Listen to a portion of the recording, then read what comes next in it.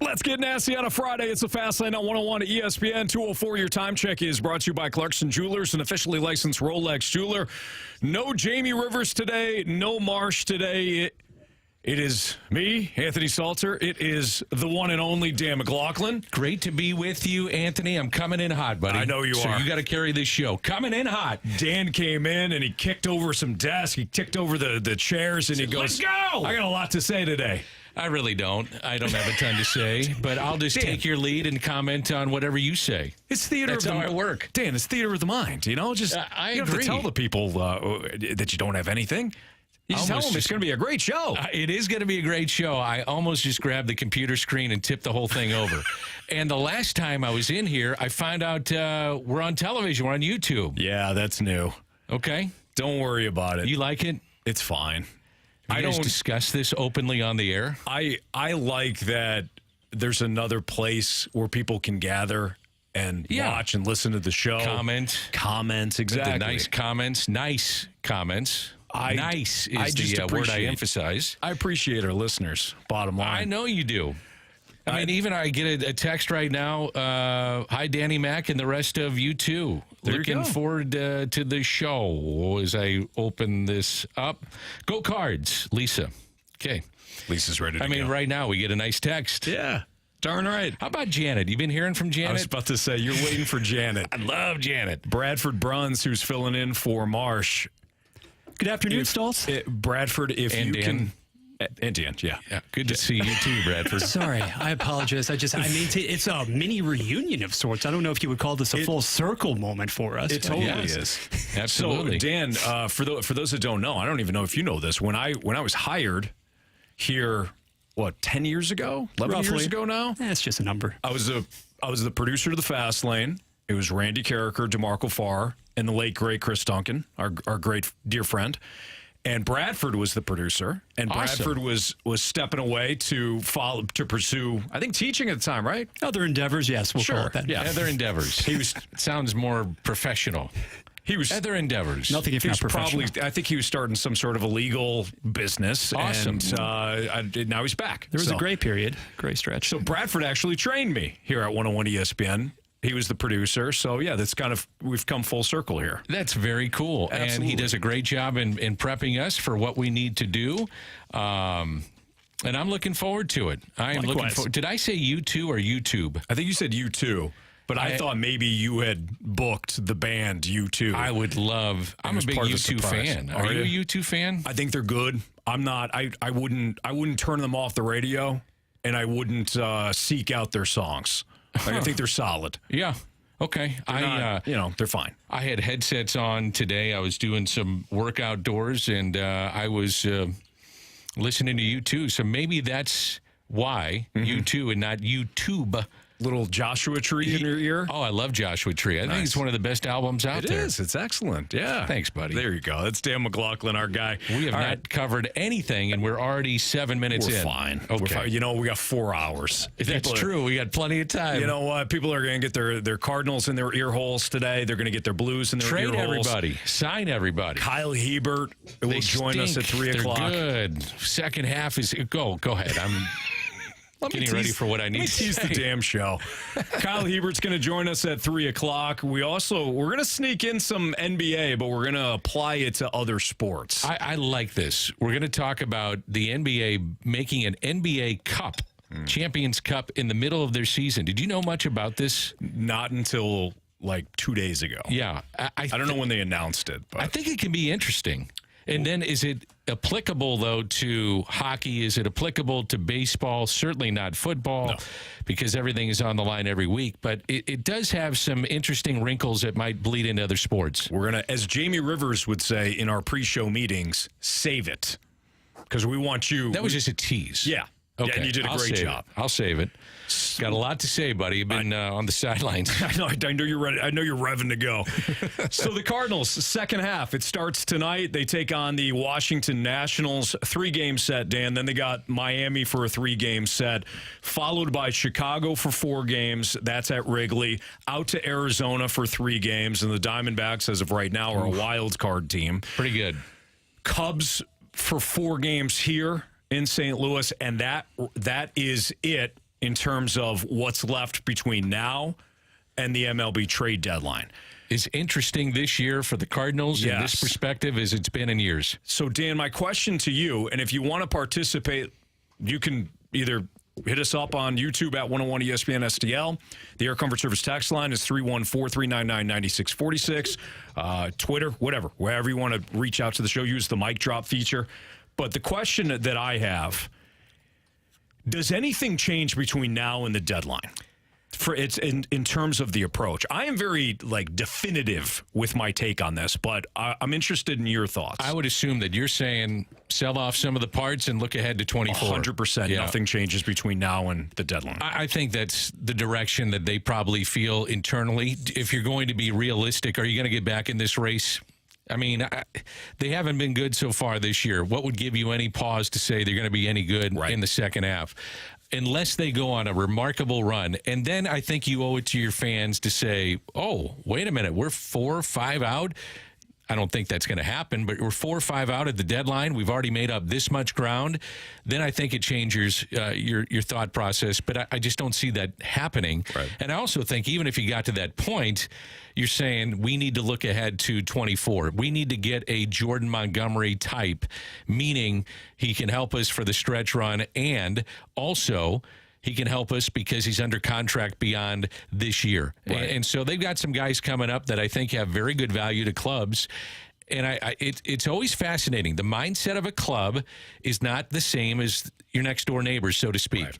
If you haven't been there in a long time, you're willing to give up more because you feel like, hey, I owe it to my fans to do this.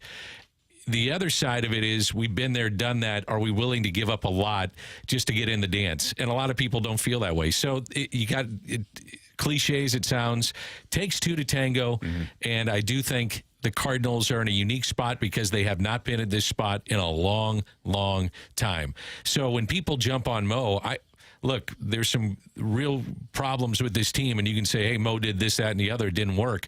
But let's give him this trade deadline and see what happens. Yeah. This is the first time he's been in this spot in probably over a decade. He can't blank this up, Dan. He can't. And I don't mean he can't in terms of he's in it won't happen. I just mean this is a huge opportunity. Nobody wants to be here. Opportunity is the opportunity word. Opportunity is the opportune word. Yeah, thank you. You nailed it. It's been a while. You actually said it right, and then you caught yourself. I did.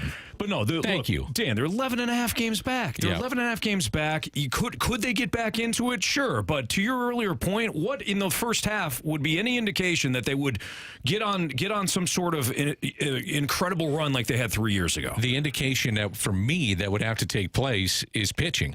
Sure. And they don't have the pitching right now. No. And that's the problem. And they got two guys on expiring contracts within the starting rotation, they being, of course, Jack Flaherty. Waino is this is it for Waino. But Jack Flaherty and Montgomery, exactly. Yeah. So you have a situation where you're 11 and a half games back. Dan, this is going to be a seller's market.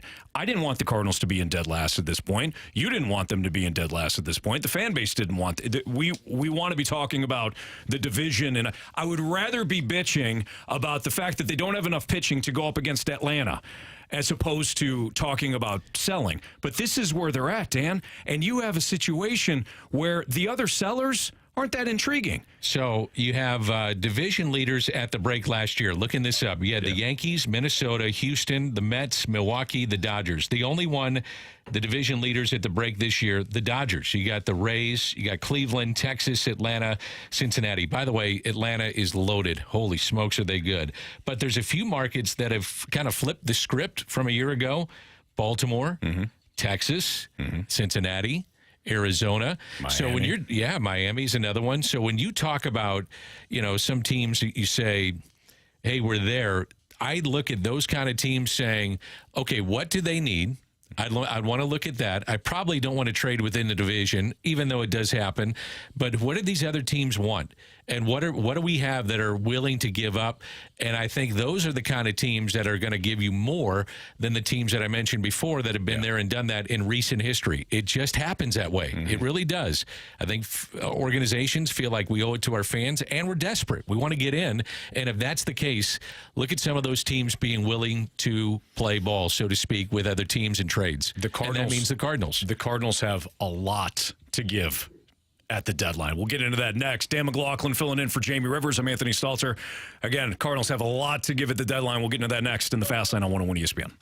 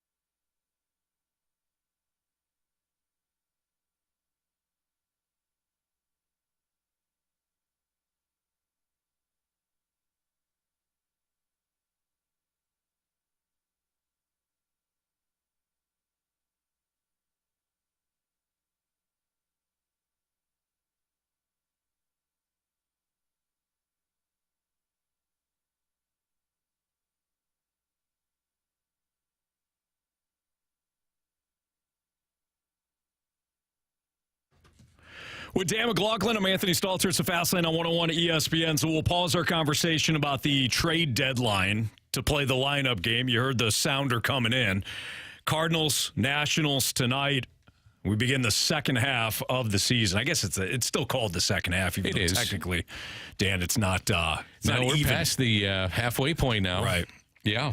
Which makes it even more sense that the It Cardinals sure sell does. off. But hey, we'll get into that a little bit later on. Did you say sell off? I said you sell did. off. Yeah. Okay. Yeah.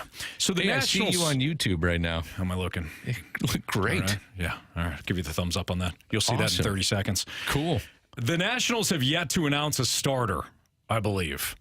They have yet to say they're going with Trevor Williams, but I imagine it's going to be Trevor Williams. I think it is Trevor Williams. They have not officially announced it, but that's who I was banking on to be the starter today. Okay, so he's 5-5, 4.45. He absolutely shoved against you earlier in the year. That Trevor Williams, the same one from Pittsburgh's organization. But look, 489 opponents slugging percentage, 63rd out of 64 qualified pitchers. you should be able to get after him. I still think the Cardinal lineup, I still like it. Oh, so do I. I don't think the offense. I don't think the offense is the issue. I'd love to see this offense, in fact, with a stellar pitching staff. Yeah, for sure. All right, you ready? Let's do it. So Trevor Williams, right-hander. We're just assuming that it's going to be Williams. So I think this is Brendan Donovan. I'll say Donovan DH, leading things off. Okay, so he's back to DH again.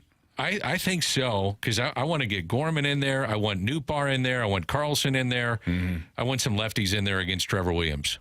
Show us Brendan Donovan, please. Donovan? Hello? Oh, we got new sounders from Bradford. What would that normally be? Donnie. Oh, that's right. Yeah, which I think is from Finding Nemo. I think it is Or- too. The wonderful Big Lebowski. Really? For the previous one? Donnie. Or you're talking about that one? Yeah. Yeah, that one. No, the previous one I think was, I believe, from Finding Nemo. Anyways, Unmistakable. all right, so Donovan we got. This is Goldschmidt.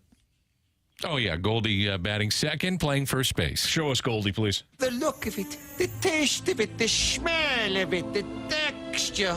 I love gold so much. This is going to be fun, Dan. Yeah. To hear these new sounders. I love it. All right. Now, Ollie seems to like Newt in the 3-hole. I'm going Newt. Show us Newt, please. Oh, did you reject him? Anticlimactic, I know. Okay. What happened on the, the Marsh. Newt or whatever the hell it is? Marsh Sorry. was doing, if you did not get a hit in your previous game, you do not earn your Oh, sounder. man. I like that. He's been rough. He's been You know rough it's on the going to guys. affect the players. I'm kind of dispensing orange slices. This is my chance. You're It's my just- day. Bradford's I like just it. viewing it from his standpoint here. All right. Cleanup hitter, of course. Oh, that's going to be Nolan Arenado. Show us Nolan Arenado. Hey now, you're an all-star. Get your game on, go play. Okay, Bradford. Oof. It's fine. It's fine. You're doing great. It's Yeah, fine. you're doing great. Take me back. I mean, you can't tell me you weren't transported immediately back to the 90s. You never thought you'd hear Smash Mouth again, did you? I know. Was that the 90s or was that the early 2000s? Doesn't matter. I guess we're right there. It was 99, according to Mike Ryder. Hey, is Bradford on YouTube as well? Yeah, he should be. Okay, so when you hit the mic and it's hot, then you're on. He's on. Exactly. Awesome. Correct. All right. Does he keep Wilson Contreras here? Yes, Wilson Contreras has been hot. Show us Wilson Contreras. This one goes out to all the big willies. Big wheel, the high roller, strolling. Wow, he went sexual. He's on very, that one. very proud of that. this Look at is- Bradford. He's Bradford, this is interesting. Did you fired just up. crack yourself up? You did. You cracked yourself up on that. That one did amuse me earlier, putting it in the system. I'm not going to lie. All right, so the sixth spot can be a little tricky, Dan. This could be Jordan Walker. This could be Nolan Gorman. This could be I Dylan think Carlson, although I doubt it. I would start moving Walker up a little bit. I'll go with Walker, even though I think typically in this first half you'd see a lefty. Mm-hmm. But I like Walker moving up. And if you got to go for broke, why not put some of your best guys a little bit further? It doesn't put a ton of pressure on him. Yeah. He'd be batting 1, 2, 3, 4, 5, 6. I like that instead of like 7 or 8. So I'll go Walker. And Walker has been hitting better than Gorman Yeah. of the last. I mean, Gorman's been terrible here 30 the days. last couple of weeks. Let's go Jordan Walker. I'm Walker. You knocked that grace out of the park. Where's our ding? Bradford, we live for the ding. There we go. Thank you. Yeah. All right, now this, with a right-hander on the hill, this is Gorman. Nolan Gorman. Put him at second base. Show us Nolan Gorman. Storm coming. You and your friends better batten down the hatches. Boy, these are creepy. Some of them are just creepy. All right, Dan, we're on a hot streak here. Yeah. All right, this is where I like to slow down and say, what do we need? You Need a still need a shortstop. shortstop, so this has got to be DeYoung. Yep. All right, show us Paulie D. Yo, Paulie! That was good. Like that. I like that, too. Little Rocky action. Let's see here. DeYoung. So you got your shortstop, you got your second baseman, you got your first baseman, you got your third baseman, you got your catcher. Need an outfielder. You need an outfielder. Unless he's got... You got Newt in the outfield. You got Walker in the outfield. You need... yeah, because Donovan... If Donovan's still Donovan DH, then DH, yeah, and so it's got to be Carlson. DC. Yeah. All right. Dylan Carlson. Show us Dylan Carlson. Dylan! Wow. Dan, nice Yeah. work, man. Thank you, buddy. I was thinking outside the box. I think the one thing that makes you think about this lineup is if Donovan is DH, you have no Tommy Edman. You know, some of these young guys now, you're going to get a run. Right. Let's see what you got. And also, maybe you're showing some people here for the final 3-4 weeks what they got to. You catch lightning in a bottle. Yeah. And maybe somebody wants to deal. Now, Jordan Walker ain't going anywhere. No. But DC, some value there. Brendan Donovan, value there. Tommy Edman, there's value there. I don't want to see these guys leave, by the way. I want to see maybe if you're going to do anything with this team, it's pitching. Yeah. But I'm still bullish, if you will, on the lineup. I think it's a good lineup. I like the offense as well. The one guy that I'd like to showcase over these next 3 weeks is still on the IL. So there's that. Tyler O'Neill. Yeah. Do we know when he's coming back? No, he'll never be back. It's just a foregone It's just conclusion he's foregone, on the IL for the rest of the year. IL. I hadn't heard that. You're breaking some news here. I'm just assuming. Yeah. So it's usually dangerous, Dan. I understand that. For me, until I see him. Well, he's going to have to show others he can play too. Right. I mean, I don't think there's enough time to showcase there. I would say that the value coming back is not what you think. If he was healthy and showing that he was healthy and playing every day, then there's something there. But, you know, a team takes the risk on of this guy not playing every day, and that's a problem. Right. And like you said, what's the return going to be? For something like that. If you felt like you're a team that needs pop, certainly you'd make a move for him. But if he can't stay on the field, there's no point in giving up assets to go get him. Right. All right. It's not. Ready to play the home run derby, Dan? Yes, sir. Let's do it.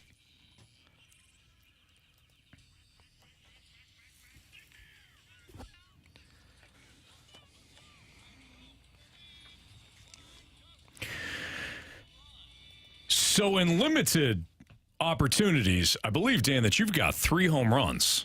I do. You're Very limited time, too. Yeah, like 4 shows, 3 home runs. You've been fantastic. Thank you. Now, it does have to be the first home run hit by a Cardinal in order for you to win. But you know how the game is played, and you've played it very well. Thank you, sir. And Bradford, this is your first opportunity to play the home run derby game. That's correct. Excited for the debut. So here we go. Dan, you have honors. All right, I'm going to go with Nolan Arenado. Well, okay. Yeah, interesting choice. Red there. hot, you know. Sometimes you just got to go with the obvious choice. Makes sense. Coming off the All-Star game. So we are operating under the premise that Trevor Williams will be on the ball Yes. for the Nats tonight. Okay, Yes. we'll roll with that, and we will also roll with Paul DeYoung. Lots of peaks and valleys in his career production against Trevor Williams. He actually, among all Cardinals guys, has the second most plate appearances against one Trevor Williams behind just Paul Goldschmidt. So Who is feast that? or famine, that's DeYoung. Paul DeYoung. Oh, okay. So he's got 5 ribbies. He has a jack, 7 runs scored against Mr. Williams, and I think he runs into one at a crucial moment to boot. Middle innings, DeYoung on the board. Okay. All right, it's got to be a Cardinal because my first choice would have been Lane Thomas. Sure. Yeah. Former Cardinal. Lane Thomas leads, just looking at the numbers right now, he is tearing it up for the Washington Nationals. He's on pace for 25 home runs. He would drive in 89. That would be career highs for him.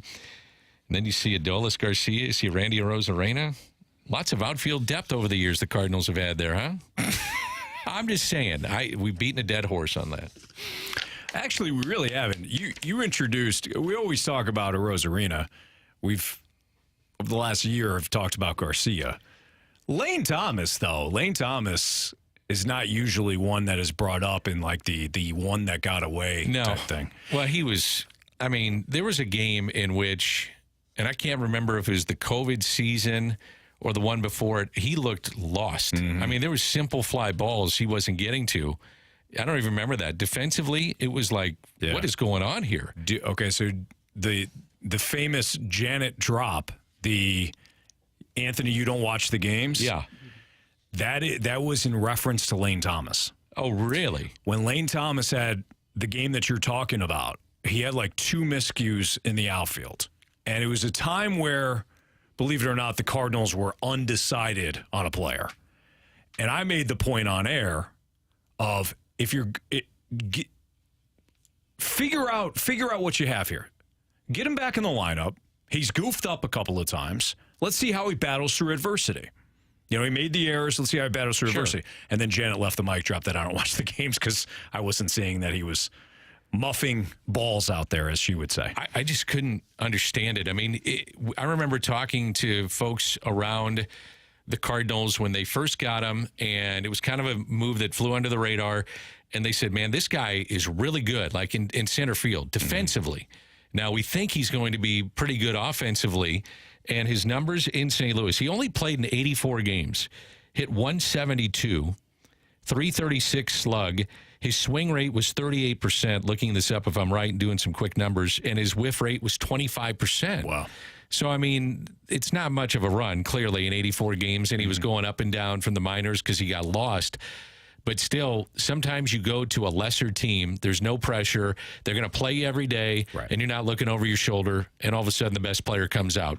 And that's maybe what's happened with Lane Thomas. Dunk used to call those types of players good players on bad teams. Yeah.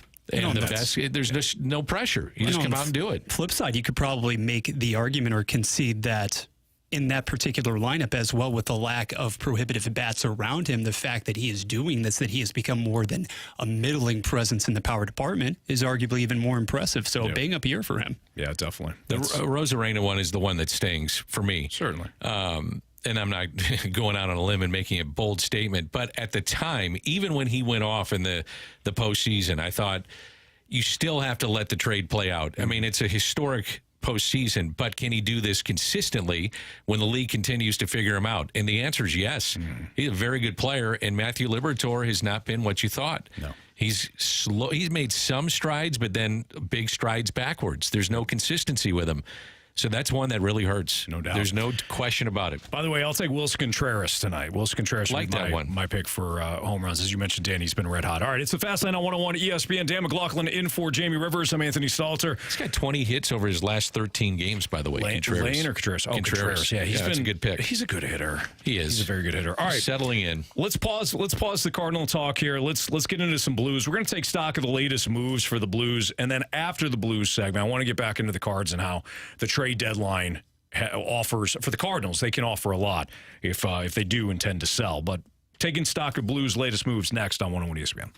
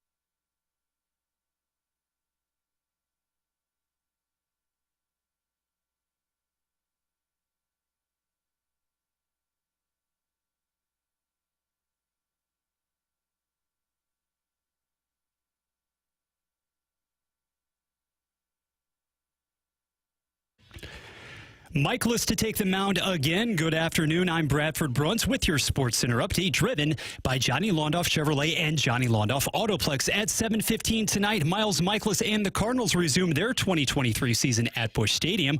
Washington in town from the National League East. To be determined, that's the pitching status right now for the starter for the Nationals. For Michaelis, his last start produced 7 scoreless frames against the White Sox. Elsewhere around the division, Cincinnati and Milwaukee begin a 3-game set, and the Cubs host the Red Sox. This Sports Center update was driven by Johnny Londoff. Find new roads and shop 24/7 at Londoff.com and LondoffAutoplex.com. Are you kidding me?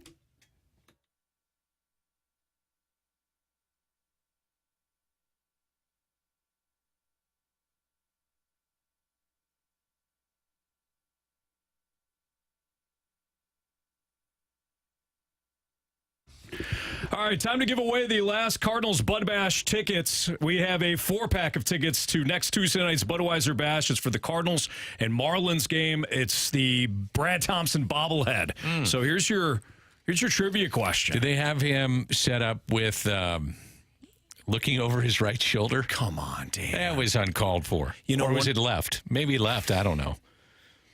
Could have been center. I'm sorry. Dead center. Just thought he might be looking over his shoulder. We did play, Dan. That's on me, okay? BT, if you're listening, that's on me. He's not listening. Might be. Wants to get some info for the old broadcast tonight. Dan, we did play as part of our trivia contest question for Brad Thompson the other day, the Russell Branyan call.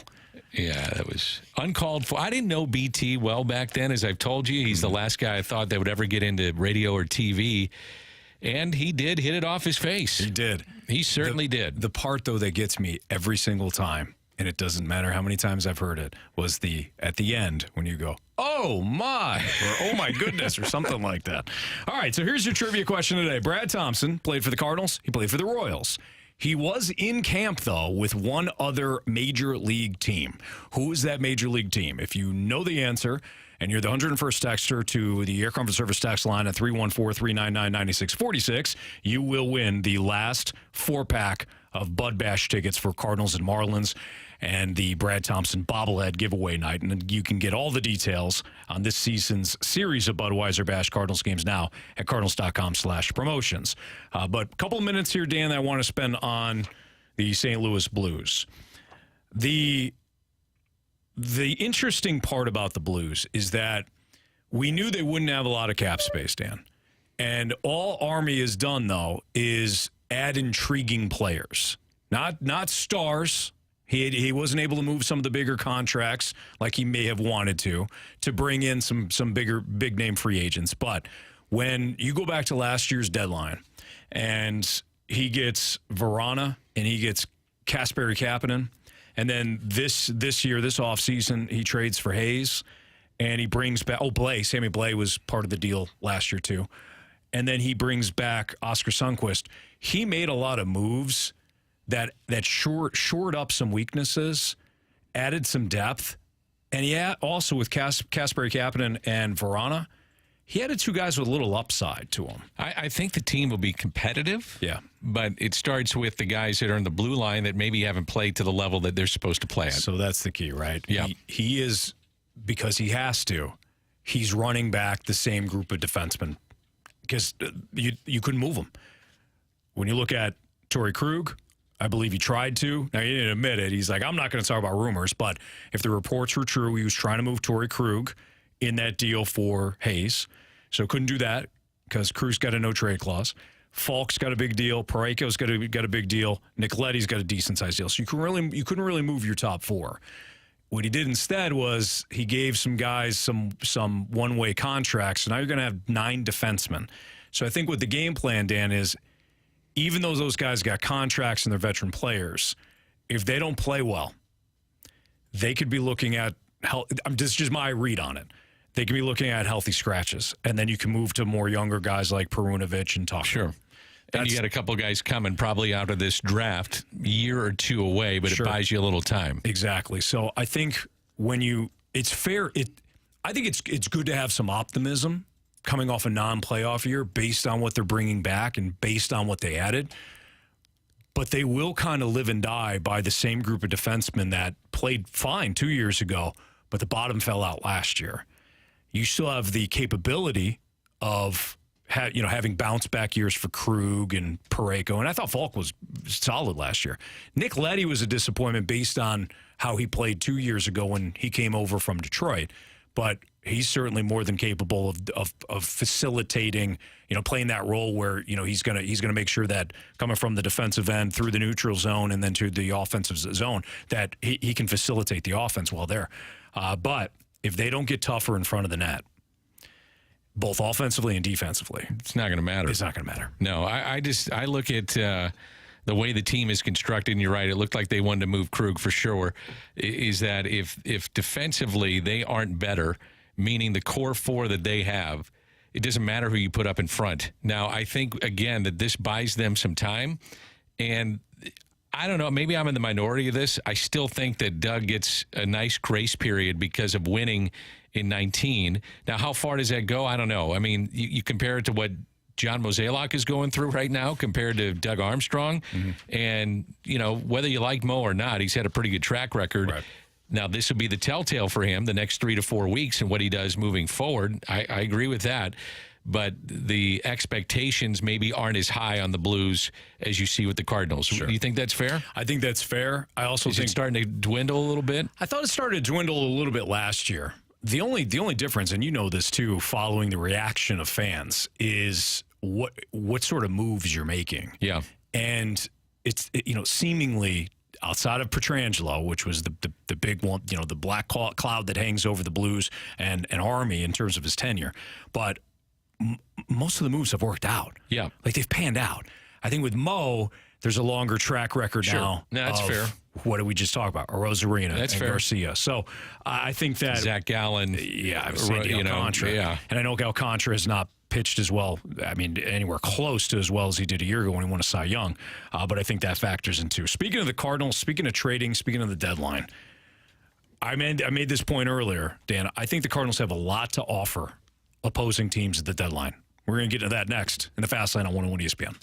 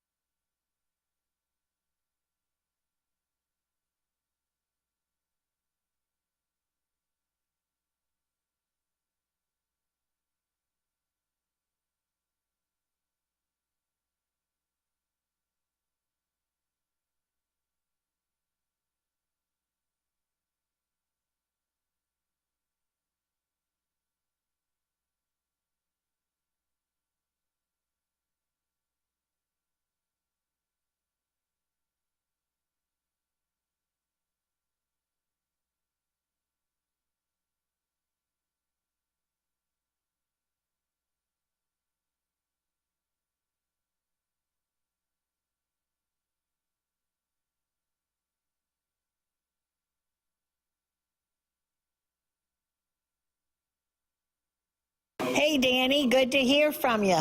I like your voice. I like anything that you have to say. Let's have a good show and have a really good weekend. God bless you, Janet. Almost said something else.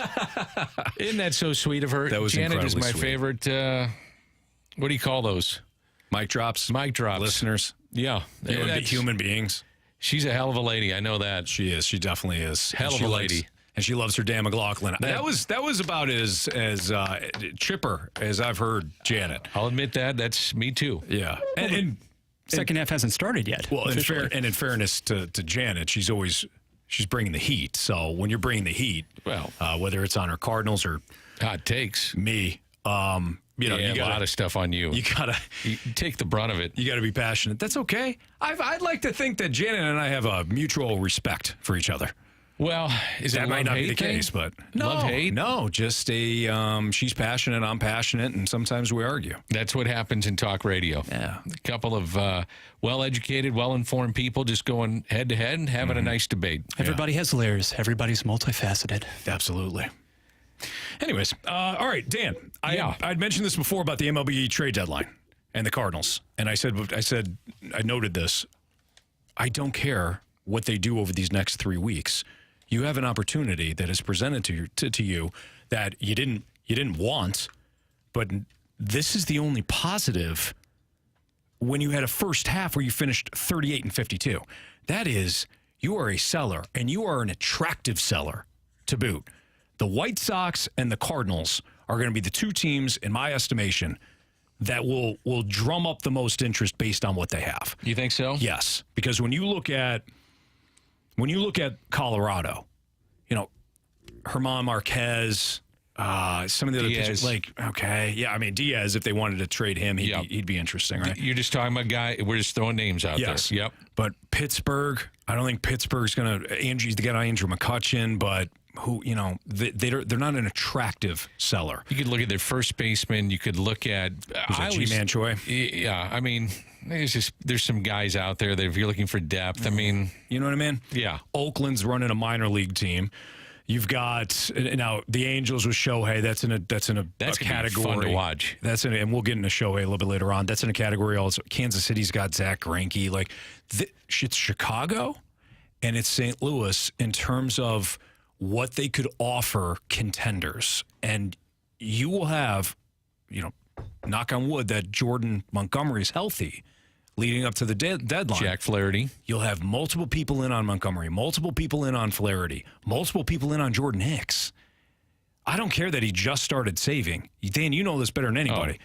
If there's a team out there that feels as though that it's a World Series contender, but just needs either an eighth inning guy or a closer, they're going to pony up. Well, here's the other one, Ryan Helsley. If you wanted to trade Helsley. You got to show he's healthy. Now, the thing that's interesting about that scenario, at least for me, is in your future, do you think that Ryan Helsley is your closer, and is he healthy enough to do it? And I'm not saying that he is having Tommy John or there's some issue with his shoulder, which is any pitcher's nightmare.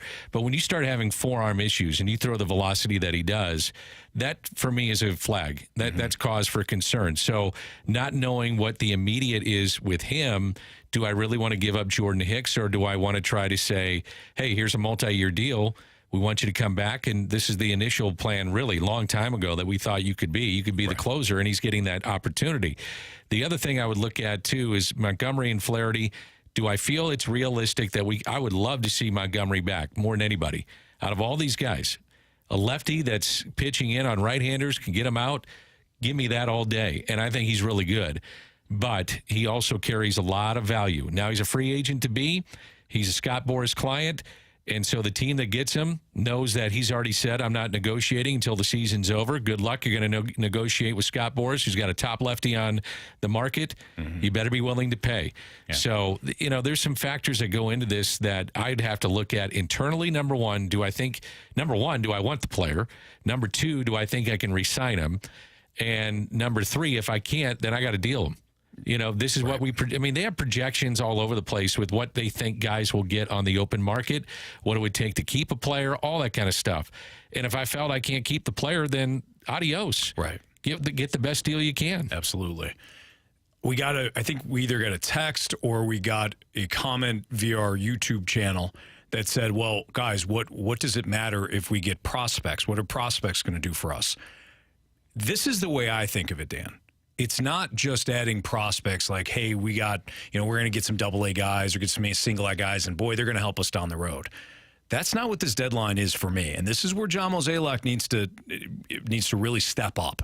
To me, this is about getting that guy that is on the cusp in an organization right now that they don't want to give up, but they will because they could win a championship this year. It's that pitcher that has spent a little bit of time going back and forth to the big league club and AAA, but could start in your rotation in the second half and then be in your rotation for next year. That is who I'm targeting. I'm not targeting a prospect in the sense of 3 years down the road we'll see him. Does that make sense? Yeah, I got you. You don't want the lower, let's say a high-end, lower-level prospect. Right. Which is, that's not bad. I mean, you project a guy to be a very good player, and you but get him. To the texter's point, that doesn't do anything for this organization. Correct, not for the immediate. I think the guys, though, that get you the most for next year are Montgomery and Hicks and potentially Helsley. If you want to do, he's got to show he's healthy. And to your point, the guy that gets you maybe some lower-level prospects, potentially. And, I'm not in a front office. I don't know. But I'm just thinking if the guy's not healthy, Tyler O'Neill is not going to get you the haul that maybe you would have, let's say, in 21 when he was going off down the stretch and you felt like, hey, let's deal him. Yeah. Boy, you could have gotten a lot. He finished, I think, in the top 10 of the MVP. And he's a unique player in the fact he can hit home runs. He's 2-time Gold Glover, and he runs, as well as anybody in the league. Yeah. But am I going to get that player? And the answer is we don't know because he hasn't played. So, the one thing that's hard in baseball every single year, and you can mark down names and say, man, that bullpen looks great. The hardest thing to do in baseball from a front office perspective, at least one of them, is trying to figure your bullpen out year to year. Yeah. Because guys fall off or certain guys emerge that you don't think are going to be doing one or the other. It's volatile. It is. So those pieces that the Cardinals have right now in their bullpen are valuable. Very valuable pieces for certain teams down the stretch, and that's something to keep an eye on. I also think too, and you had mentioned him a couple of times. I'm very interested to see what Jack Flaherty fetches you. I don't know if he's healthy, and right now, I mean, he could be a number one, but he's not. He's been a number one. I don't think he is right now.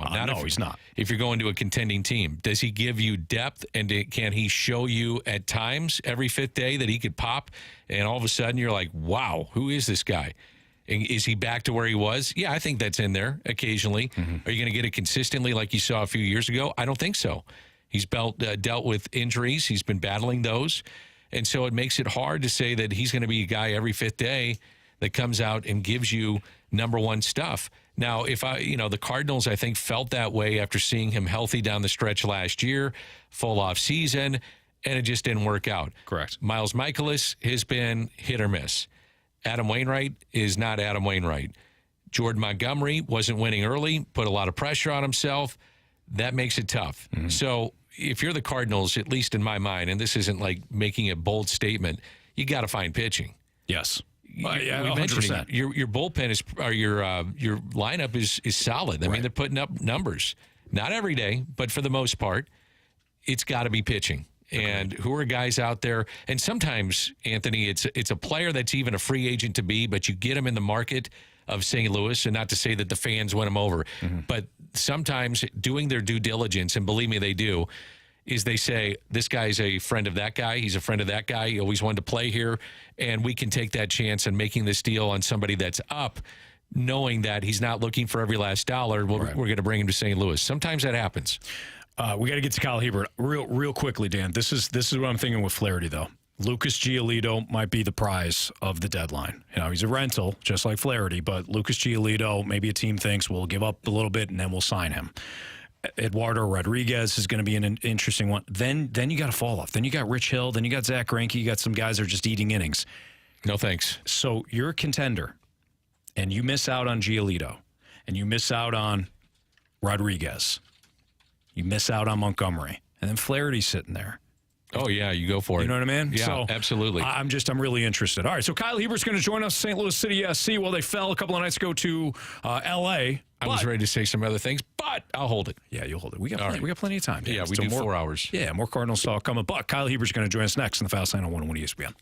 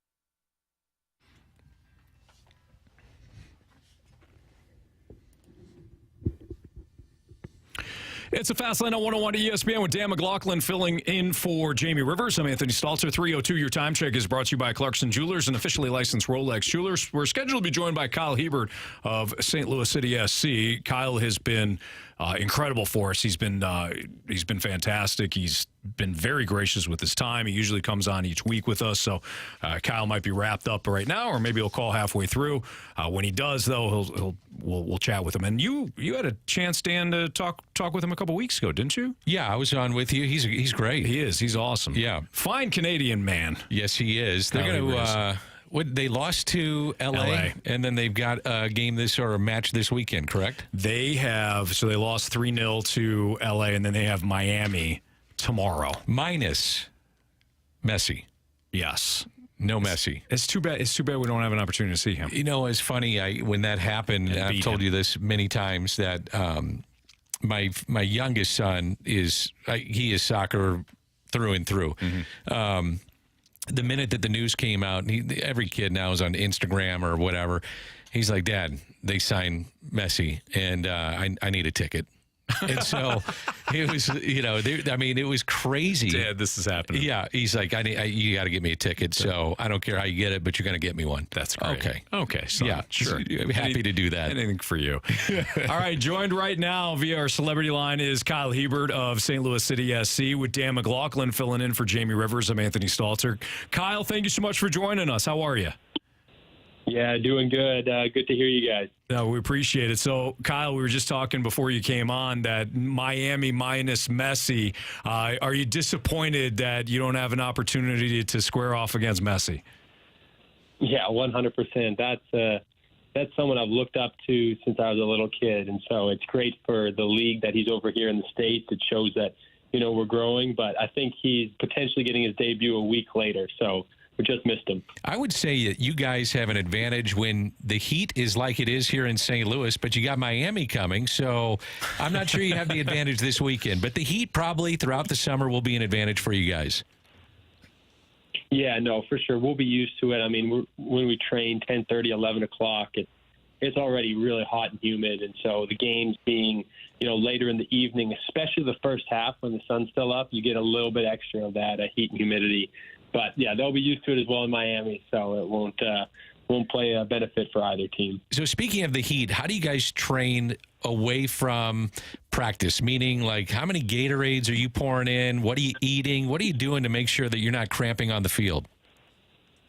Yeah, I mean, it's a lot, to be honest. We're sponsored by Body Armor, so drinking Body Armors, especially, being, day before the game, day of the game, water with electrolytes, salting your food. And I'm a pickle juice guy, so I get pickle juice. Nice. I'm drinking it. Usually there's some next to Roman's water bottle. So late in the second half, the cramps start to come on, just because sometimes it's just a natural, like some guys, me and Lucas, some of the other guys, that the cramps will come on a little bit quicker, kind of regardless of what we do. So we're going to take a couple extra efforts to help mitigate that. Pickle juice sounds disgusting. It's a salt, though, I imagine, right? Because your body also depletes the salt. I guess. I don't know. Kyle, once I go back and get my doctorate, I'll let you know why the pickle juice works. But Kyle Hiebert joining us right now on the Fast Lane on 101 ESPN. So, Kyle, certainly not the result that you guys were hoping for against LAFC, 3-0 loss. At what point did you guys? Well, no, let me rephrase this. What went sideways for you guys in terms of either a game plan or what was LAFC doing that just kind of caught you guys off guard a little? Yeah, I mean, they're a very dynamic team, a very talented team in transition. And then I think I was actually just talking about this with someone last night. You see the flip side of what we're able to do to people here at City Park, where once you score a goal and you get the crowd and the momentum into it, you feed off that. And, they were feeding off that. And we were pushing for the second and the third. So, I mean, at that point, it kind of got out of hand for us. But, yeah, for the first one, just, they're dynamic in transition, and so they got a goal that way, and they've got some talented players on their front line. But I thought it was good, especially the first half. We executed a lot of what we were trying to do in the game plan, and Roman came up big. I remember one challenge, I think he was 40, 50 yards from his goal, slide tackle, put it out of bounds. So just enabling us to be high in those moments when he can come join as well. Is it tough to bounce back in a short time like this? Yeah, no, it'll be one of those games where, you'll have to, ball your fist up and say, okay, we're going to, put our best out there, coming back from LA and, not getting as much sleep. But, I mean, that's just the league. Like, a lot of teams Miami didn't have a midweek game, and we've caught some teams coming off midweek games, and we didn't have one. So you just got to find a way to get it done, and we're looking forward to doing that. It's always good to be home, be with family, and be in front of our own fans. So that'll give us a much-needed boost there already. City takes on Miami tomorrow night, 7:30 at City Park. Kyle Hiebert joining us right now on the Fast Lane on 101 ESPN. Kyle, LAFC, Salt Lake, Nashville, Dallas, Chicago, Portland, Seattle, Minnesota. You guys have had an incredible season this year. Those are the teams that gave you the most trouble. I realize that each game is different, but was there a common theme in the way that they attacked you guys, or the way that you guys played that you guys can kind of look at in the second half of the season and make adjustments for?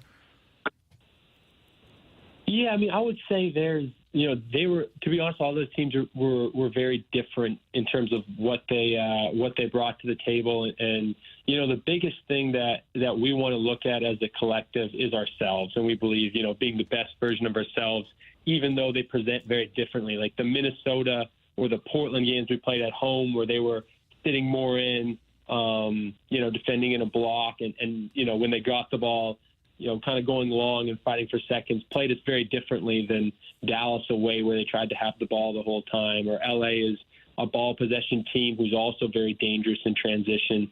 So we saw kind of a lot of everything.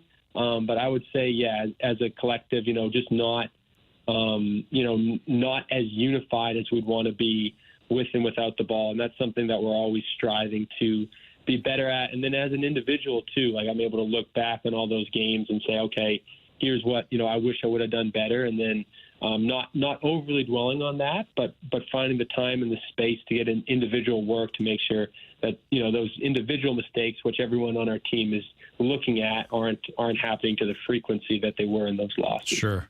Kyle Hiebert joining us right now on the Fast Lane on 101 ESPN. Kyle, as a football fan, I love the X's and O's aspect of each and every matchup. I love the game plan. What's the game plan going to be for this opponent? I love what you just said, though, in that we try to dictate, right? Like we're trying to put our best foot forward.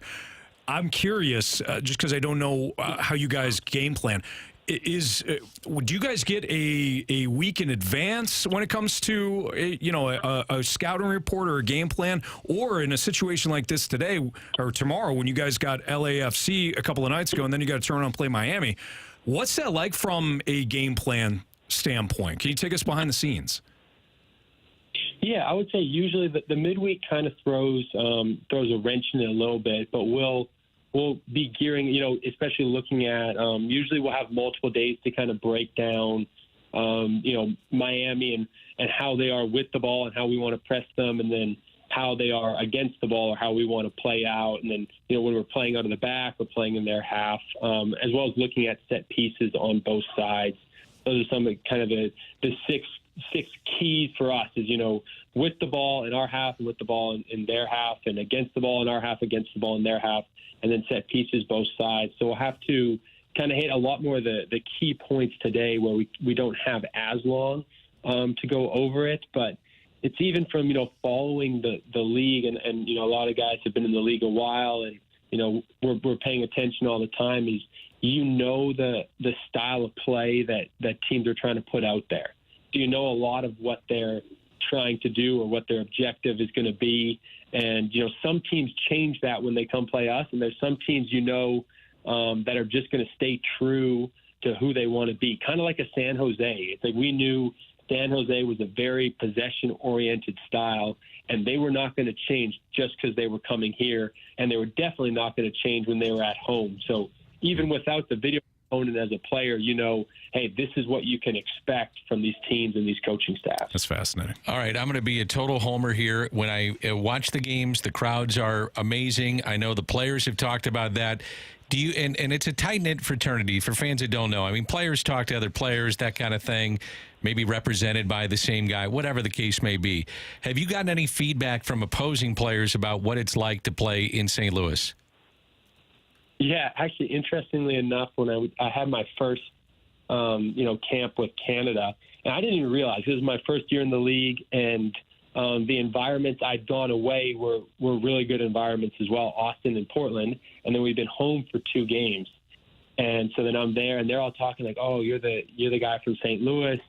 And then they're all talking about the fan environment. That's what they were taking in. They're like, look, your fan base is incredible. Like, you guys might have the best fan base in the league. You know, they're saying from objectively looking in. And even Dane Sinclair, the Minnesota goalie, said that to me when he was here.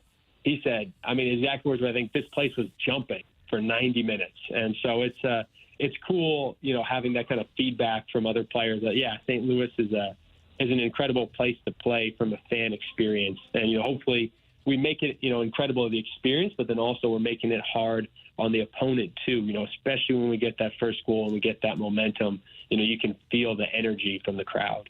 Very cool. That's really neat. Very cool. Yeah, you just love hearing that. Not that you needed to, Kyle, but you just fired up everybody that's going to tomorrow night's game. So it's going to be a lot of fun. So St. Louis City SC versus Miami, 7:30. It'll be on Apple TV. But head down to City Park and experience what everybody is saying right now is the best home environment in the MLS. Kyle, we love having you on the show. Good luck tomorrow. Looking forward to watching, and we'll talk to you again next week. Perfect. Thanks, fellas. Appreciate you. Thanks, Kyle. Thank you. We just got a, what do you call this thing? The text line. Yeah. They said the Air Comfort Service text line. Air Comfort Service text line. They said, I'm part of the supporter section, and we've been all notified, do not wear messy jerseys. Like, you're going to be removed if you wear a messy jersey. Good. I like that. So they're getting serious down there. They're getting very serious. His official unveiling hasn't even occurred yet, guys. That's on Sunday, mind you. Oh, it is? No workout photos, nothing official. Is that right? Seriously.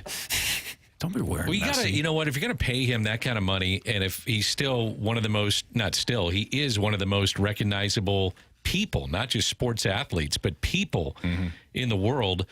I mean, if I'm Miami, I'm capitalizing on every second I got. Here's his unveiling of his number. Here's the unveiling of him walking in. Here's his first workout. Here's his good for the first MLS, game. too. Yeah, it's great. Maybe it's an oversimplification, but is this not essentially David Beckham 2.0? You're talking about a guy. Yeah. I think it's bigger.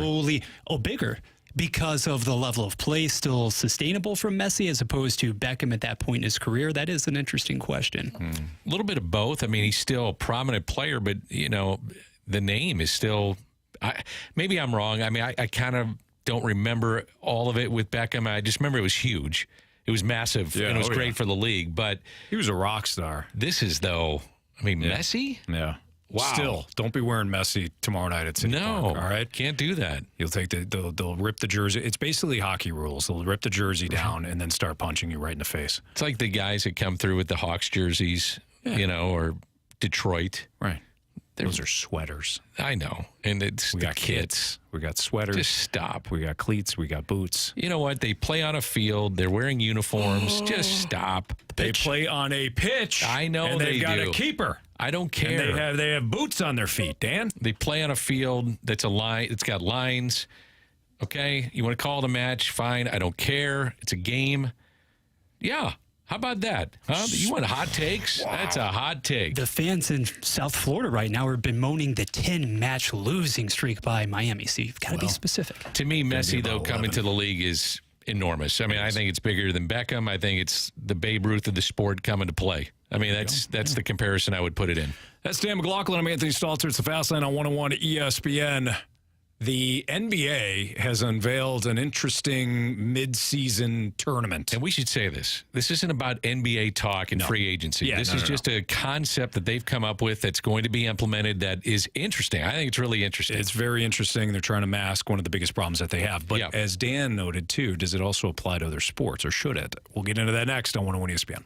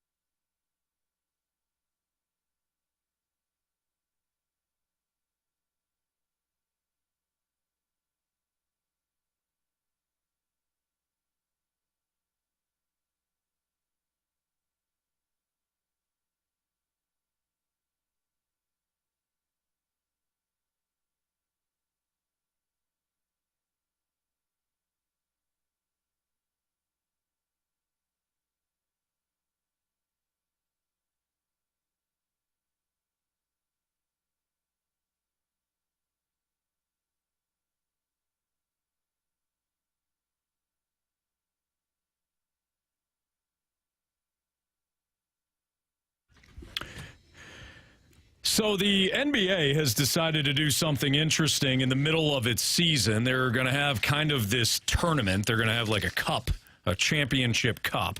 They officially unveiled its new formed in-season tournament, the NBA Cup, that teams will claim for winning it at the NBA 2K24 Summer League on Saturday afternoon. The event is the culmination of a vision NBA Commissioner Adam Silver has had for years to bring a European Cup-style competition to the league. Like soccer. Yes. So they have these 6 groups. To create the groups, the NBA used a World Cup-style draw process, splitting each conference into 5 pots that were separated by last year's regular season standings. From there, one team was randomly selected from each of the 5 pots to create what the league hopes will be 3 evenly matched groups of teams to compete against one another. So it's just this like round-robin NBA style, blah, blah, blah, blah, blah.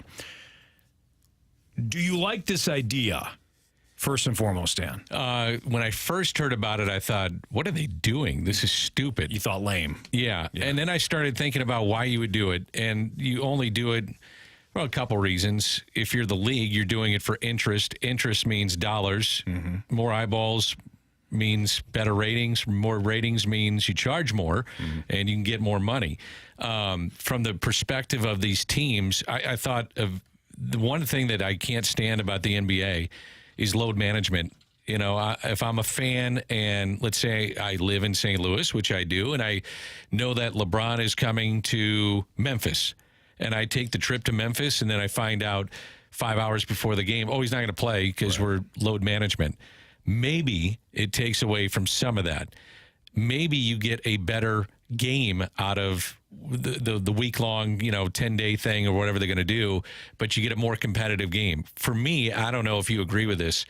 The NBA, the unofficial NBA start to the season for me is Christmas. Correct. You got all the runs of games, and there's nothing else on of live sports. Mm-hmm. Correct me if I'm wrong. Maybe they're playing over in Hawaii with golf or something. But on Christmas Day, yeah, they usually have like a college football game on now. And they have done an NFL game now, or 2 if it falls like on a weekend or whatever it does. Last year Thursday night, 2 or 3 games. But to me, I need something to. If I'm trying to bring in fans, I need some reason to watch prior to Christmas Day, and this to me would bring it in. Now, do I think it could work in other sports? Probably not. I mean, could it work in hockey? I don't see it really working there. Could it work in baseball? No, it's a crapshoot of getting a good pitcher. Are you going to line your pitcher for this thing? Probably not. Right. So I just think for the NBA, though, it might be a good thing. I don't know if it works for any other sport. I don't think it works for any other sport. And I do. I give credit to Silver to try it. He's trying something here because when Greg Popovich did the first load management with Tim Duncan and Tony Parker and Manu Ginobili, what we didn't know at the time was that would become the norm. The norm and the biggest issue that the NBA has. Yeah. You're absolutely right, Dan. And you say Christmas. I say the NBA season starts in the postseason. Yeah. It starts in the playoffs. Why else were you watching? You don't know who's going to play from game to game. When I was fortunate enough, my dad took me to Bulls games when I was growing up. I had an opportunity to watch Michael Jordan. Me too. If Michael Jordan, if you didn't know, play in the game I was there, I'd have been pissed. Yeah, if you didn't know, you show up and it's, Michael Jordan, Scottie Pippen, and Horace Grant, they got the night off tonight. Yep. Good luck creating fans that way. So what's the motivation then for a player, though? So it's Kyrie, money. You got to take the money away. Well, Kyrie Irving, I think he's going to make $40 million next year. Yeah. I think the winner of this gets $500,000. Yeah, he don't care. He doesn't care. He doesn't care. So unless the incentive is there for the team, meaning the players, to go out and make some extra money, I don't know if if this is going to be a blip on the radar screen. It might just be like, dude, I need load management. I need to get off my legs. I'm trying to play for the 82. I'm trying to play in April, May, and June, which I could see that happening too. And that's a great point as it relates to the guys and the substantial sums of money there on the table. Now, what I do find interesting is that the new measures enacted by the commissioner as far as minimum number of games played in order to reach, say, All-NBA status. at which point then you have a lot of incentives and additional money that could be kicked in. If anything, players are going to be more affected by that new edict, I think, as opposed to this incentivizing measure basically halfway through the season. Right. To me, and interestingly enough, Anthony, you mentioned obviously taking it back, going to games as a youth and whatnot. I think to myself now, when I look at the NBA schedule and I think about, okay, when does the real basketball per se actually commence? Well, are you talking about the real postseason? Are you talking about the play-in tournament? What does it encompass right now? And I think these measures that are being enacted, are we talking about temporary gimmicks or anything that really has staying power with the fans? But one thing I like about this is that it's one-offs. So anything can happen in one game. I think when you look at the NBA playoffs, and Miami excluded this last year, which was a play-in team, and they make it all the way to the finals, for the most part, 1 against 8, 1's going to win. Yeah. 2 against 7, 2's winning over a 7-game stretch. It's just a one-off with guys playing hard. You might see the occasional upset, and you know what, players get. And really, it has to be the buy-in of the player. If the player is interested in this and wants to compete at the highest level that they can, and the intensity is ramped up, then you got it. You got something there. But if Kyrie Irving walks on the floor and says, "Dude, I'm worth $40 million this year," Right.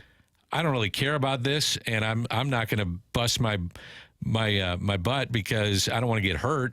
I think you're going to have a lot of that too. I think the only way, and I don't know if you'll ever get the union to agree to this. You probably won't. But I think the only way that you're going to fix this load management situation is to do what companies do, which is to allot a certain amount of vacation time. You know, I get 2 weeks for vacation. Each year that I'm here, I don't know, I forget like an extra day or something like that, right? So if you're a veteran player, you get a certain amount of load management days that you'll be paid for. And then there's Jamie, who's off a lot. Jamie's off every day, pretty much. Okay. But he's got superstar status. So does. like Jamie, you know, he's like Giannis. He can be Do off. what he wants. Yeah. But if you're a younger player, you don't get as many. You have to accrue those load management days. Other than that, if I'm out of vacation days, I'm out of sick days, and I decided to take the day off, Hubbard's not paying me. So maybe that's the situation. NBA says, okay, you're not gonna get paid. You don't get a game check. Yeah. And again, I don't think the union's going to do it, but that is one way. If you really want to fix this issue, I think that's a better way than to play this NBA tournament, you know, in the middle of the season. Now in soccer, when you go over to Europe, it's a different thing. You got a couple different leagues, they're all playing each other. You got this round. I mean, it's kind of cool, and it's a big thing to win. I don't know in the 4 major professional sports. I don't know if it works. No. In the United States, I don't see it in hockey. I don't see it working in baseball. Certainly football, it's not going to work. I mean, those guys are they're already doing it. Right, exactly. They're already doing it every other Sunday or every Sunday. Tournament. Yeah, the season is your tournament. So I just don't know if that would possibly work in any other sport. And I'm not sold that it's going to work in the NBA either. Yeah. So what you're implying is that this one wrinkle isn't going to be the thing that instigates Zion to get off the couch. But you know what? I probably not. I like the idea of it. I'm all for a different change. I like that they're times trying change something. things. I like that they're trying something. As opposed to saying, oh, the product's fine. But your ratings are dipping in the regular season massively. Is a great hockey town, but I know fans that are hockey fans that say, I don't really pay attention until after the first of the year. Mm-hmm. You know, maybe if you had a wrinkle in it, maybe you're more interested, and you bring in a new fan, and that fan likes this particular player, and then they become a season ticket holder and those kind of things. Just any way to get more eyeballs on your sport. That's Dan McLaughlin. I'm Anthony Stalter. It's the Fast Line on 101 ESPN. I believe we got a mic drop related to the Cardinals, and maybe a little bit of consternation, I think, based on some of the things that Dan and I were talking about. So we'll get into that next on 101 ESPN.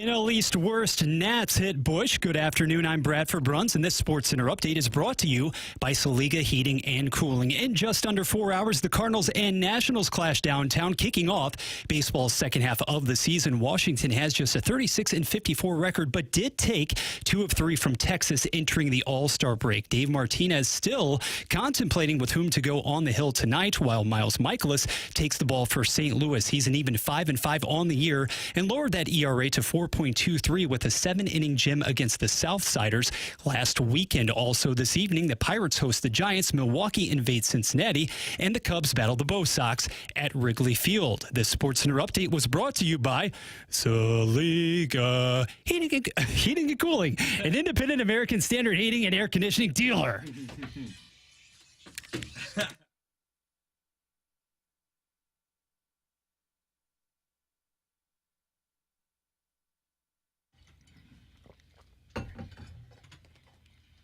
What is your take? I know they're going to trade people off, and I'm fine with that. But what I'm not fine is they all think a youth movement is the way to go. And I just don't think a youth movement is what the Cardinals are good at. And B, it's going to cost you more players to get more youth, so who's going to play for the Cardinals? And C, a youth movement isn't going to win quick enough for the Cardinals. And I have no patience to wait longer than for next year. All right, so that was Robert who left us a mic drop. I appreciate that, Robert. Thanks for leaving us one. With Dan McLaughlin and Anthony Stalter, you can do the same thing. 101 ESPN mobile app is where you can find the mic drop feature. So let's talk about this. I think that's one of the problems that they've had this year that no one talks about. What's that? The mix right now of their everyday lineup, which I think is good, has an awful lot of youth in it. And when you have youth that's playing on a position, you're going to have a dysfunction at times with fundamentals. And if you look at this team, fundamentally, they're not where they were last year or the year before. And I'm talking about Brendan Donovan, Walker. Edman is still a young player, very good defensively, though, so probably keeping on the outside. Dylan Carlson still learning at this level. Nolan Gorman.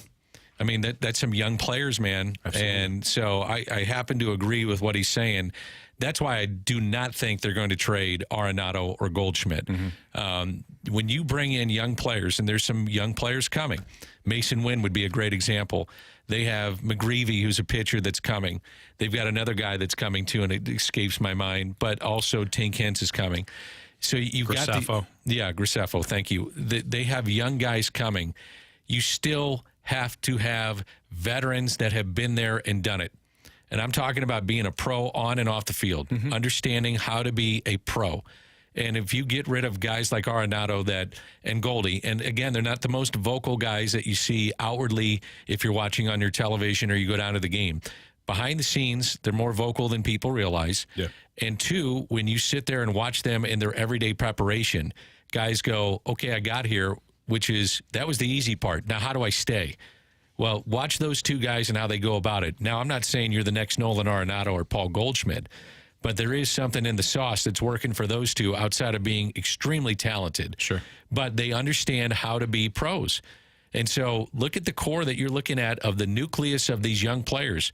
Anthony, there's something to be said about that. This year, you've had a lot of young players. Some of these guys are playing out of position, and it's not easy to do at the major league level. You will get exposed. I agree, and I think that what you said about the balance is absolutely needed. You need to mix in guys that have either done it before or know what it takes to get there. I completely agree. I will say this, though, to Robert's mic drop, and Robert's right. I mean, the Cardinals have not done a great job when it comes to youth movement, so I'm with you. But I do push back about the last comment he made about, hey, I'm not patient. I don't want to wait a year from now. I think that if the Cardinals don't start to look at the better teams in the league and how they're built, we're just going to do this same song and dance. I think this year, in the worst way, needs to be looked at as almost a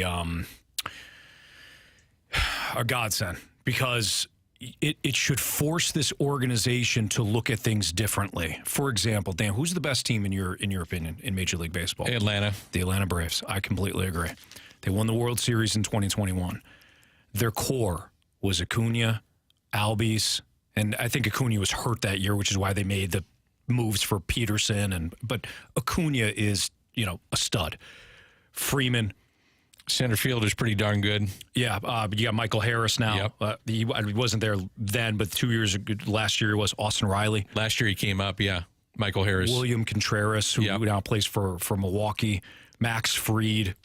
Who was the kid from Minnesota? I say kid. He was the MVP of the World Series, I believe, or the NLCS. Left fielder. Eddie Rosario? Eddie Rosario. Yeah. Now, he was a midseason trade. Dansby Swanson was acquired from, I believe, Arizona, but still grew up within that Atlanta organization. Dan, we're talking about homegrown players. Yep. We're talking about young guys that they paid. This is why you pay somebody like Michael Harris. You think he's going to be great.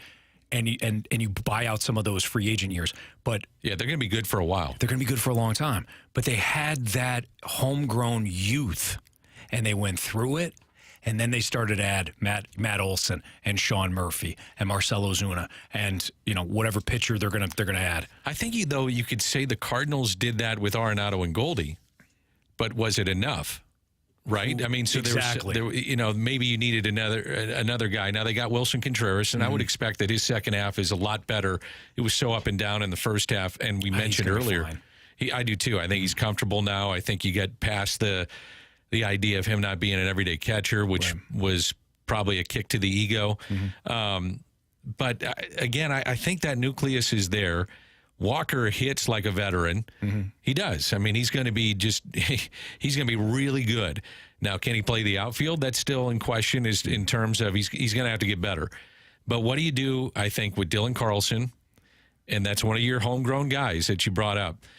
What's the value of a Tommy Edman? What's the value of Brendan Donovan? And do you want to have all three with you next year? Me personally, I look at Carlson. If you feel you have a crowded outfield, Lars Nootbaar being another one you could throw in there. Maybe make way on one of these guys gets dealt, and you clear the way because you've eyeballed a guy that you see coming with another team that is open with free agency. And to your point, you add a veteran instead of trying to rely on some of these young guys. But I still think that, and really, we're talking about the offense. This pitching staff. You have got to rebuild the pitching staff. 100%. And Dan, so let's go back to Robert's mic drop, right? So, you forget the youth movement. You got to do what is the alternative? You cannot go into, you don't have to have a full youth movement first and foremost, but you cannot go into the offseason needing 4 starting pitchers. What in this organization's history under John Mozeliak would give any indication to anybody that they're going to spend big money to revamp the rotation? Agreed. And when they've gone in that direction, Steven Matz, Mike Leake, I would throw in some bullpen guys here. Brett Cecil, it hasn't worked. But if you don't do that and take your chances, do you want Graceffo? Do you believe in Thompson? Do you believe in some of these guys that are coming through? And I would say you can't go into a season with all these young guys in your rotation. No way. Agree. But this is why I would use the deadline to get guys that are younger, cost-controlled. They may not be names. I realize they're not going to be Dylan Cease. But what can you fleece somebody who is desperate and you wind up getting Sandy Alcantara and Zach Gallen as opposed to trading those guys? Now, I realize there's Marcell Ozuna. You don't have an Ozuna to trade for. But you get the point. Zach Gallen was their 20th overall prospect. Nobody was going to figure he was going to be the number one guy for Arizona 5 years later. He developed a new pitch. That helped. And he did that in Miami and then went to Arizona and became this guy. Fleece somebody at the deadline and have them in your rotation, Dan. I guarantee they've eyeballed certain guys. Like last year, they went and got Montgomery and they went and got Quintana. And they had an idea that if you put them in this system and with the defense that they had, there would be better results. I guarantee they've got guys right now and they say, boy, no one's really talking about, and it may be, with us. I mean, no one's talking about this guy, but we go out and get him and we put him with this guy and we feel with this defense, this in a bigger ballpark, yeah, that could work. Sure. I also have no problem with overstocking my rotation with 1-year flyers on guys. that are veterans that they're looking for a bounce back. And go get them. Yeah, that's what the Giants have done. Yeah, the Giants have Alex Cobb and DeSclafani and the Alex Wood. I mean, they've done that. There's guys out there like that. Sure. Rodon. Yeah, another Rodon. They signed for a year. So. So you can do that. I mean, it's not off the table that kind of stuff can happen. But to your point, I agree. You've got some assets here that you want to say, we kind of know what this is going to look like next year. Yes. And I'm with you on that. That's Dan McLaughlin. I'm Anthony Stalter. It's the Fast Lane on 101 ESPN. Should Shohei Ohtani's time with the Angels be over? Would that be better for baseball? Yeah, I would think so. That's next on 101 ESPN.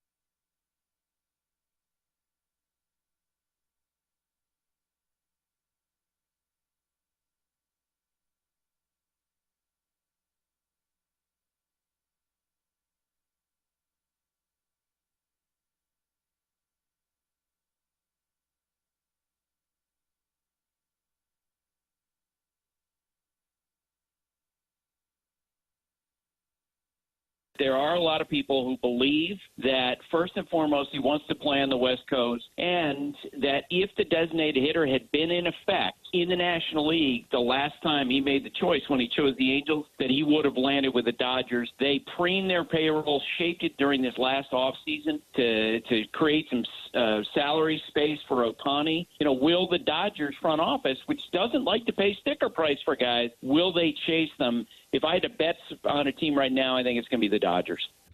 Buster only talking about Shohei Ohtani and his destination. And Dan, I said Dodgers at like in the offseason. Oh, yeah. It just felt like the Dodgers. And that's a Dodger move. Yeah, the time and the time that I mentioned is because everybody was talking about the Dodgers not doing anything in the offseason, and they didn't. And you're like, what the hell are the Dodgers doing? Need a little space. They're clearing space so that they get Shohei Ohtani. I think they trade for him and then attempt to re-sign him. I don't. I think I think what they would do, well, you know what, probably would, because you know what the asking price is going to be to an extent. You're getting one of the premier power hitters in the game and one of the premier starters in the game. So just start looking at them, in my opinion. I could be way wrong about this, but what would a marketplace be for him as a hitter? Okay, 10 years and $280 million? Yeah. Maybe.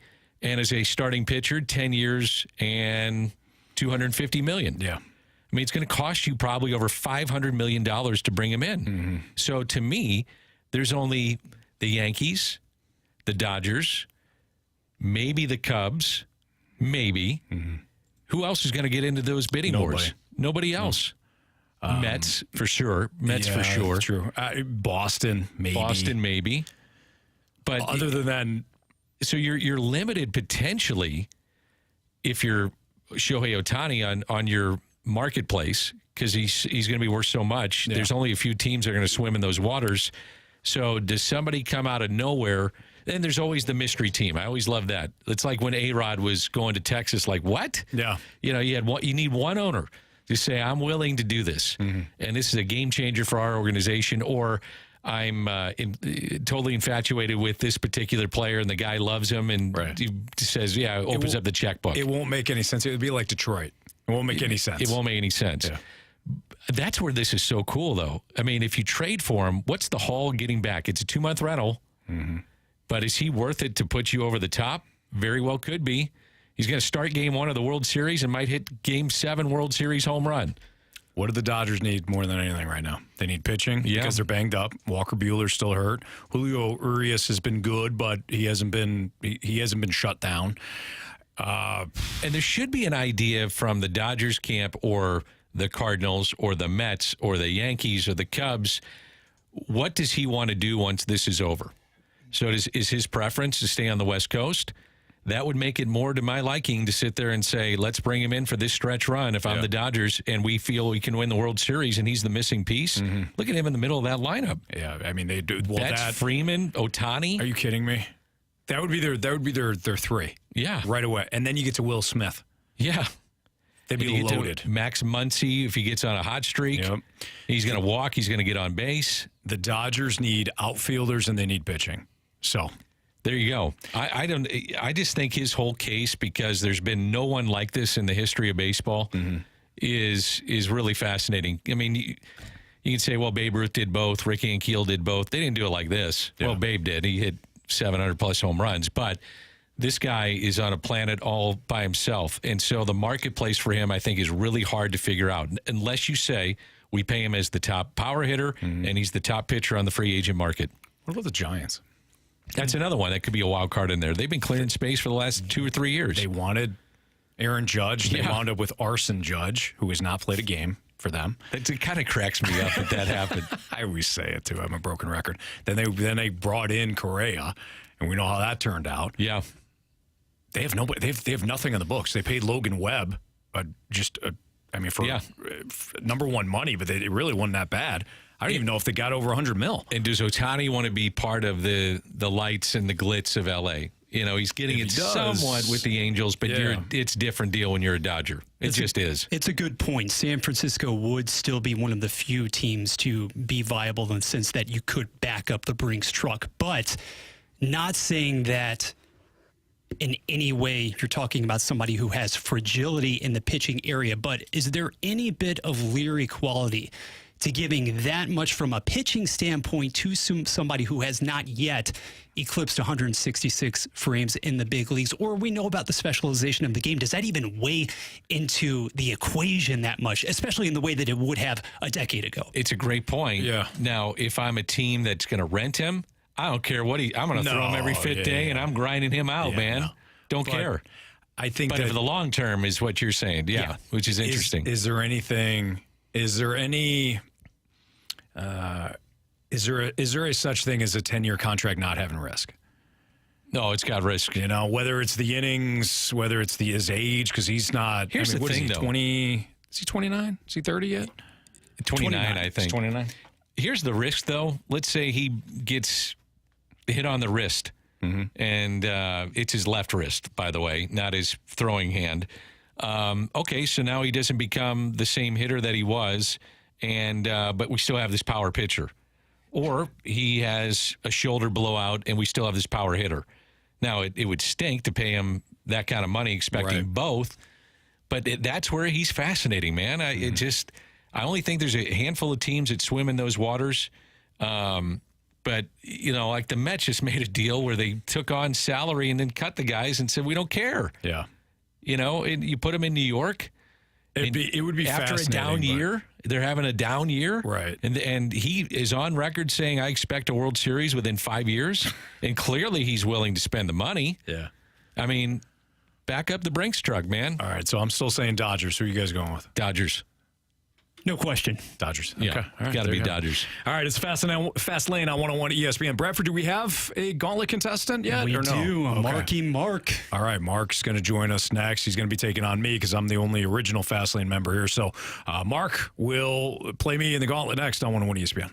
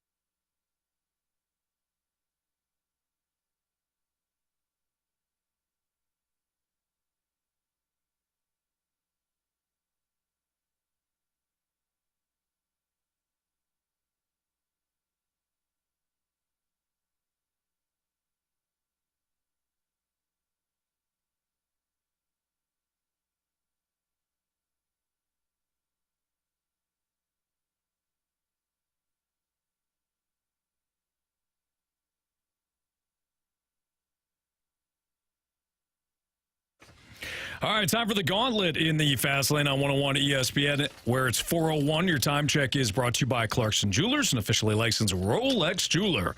By the way, do you remember last time I did this with you?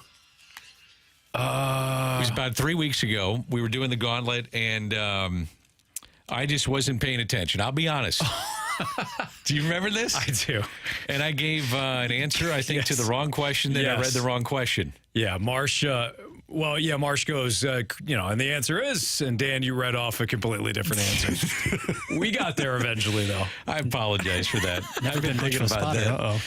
Dan, you're going to be great today. Oh, I'm looking forward to it. Dan McLaughlin. You're going to be great because you're in the Gauntlet. I hope so. I'm coming off an L. So did we just have a Gauntlet winner come through and get a trophy? Tim. Congratulations to Tim from Washington. Mo, he came in, and poor Tim. You come in, you get your Gauntlet trophy, and you get to take a picture with the Fast Lane. Well, today was just me. So unfortunately for Tim, that's a hell of a pick. Yeah, Jamie Rivers, hockey guy, Andrew Marcia, handsome as ever. Maybe you and I should take a pic, and you know what? We'll put it out there and just say, "Here you go." There's the best of buddy. What's that song? We are the three best friends. Yeah. All right. Without further ado, we got Mark. What's up, Mark? What's up, boys? How you doing today? Doing good. You ready to roll? You know it. All right, you got me today, so I'm going to go into the cone of silence. Go ahead and tell Bradford to spin the wheel, and we'll go at it here. Sound good? All right, good luck, Andy. All right, you too. I wasn't paying attention. What's his name? Mark. Hey, Mark. Spin the wheel, Bradford. We're spinning it.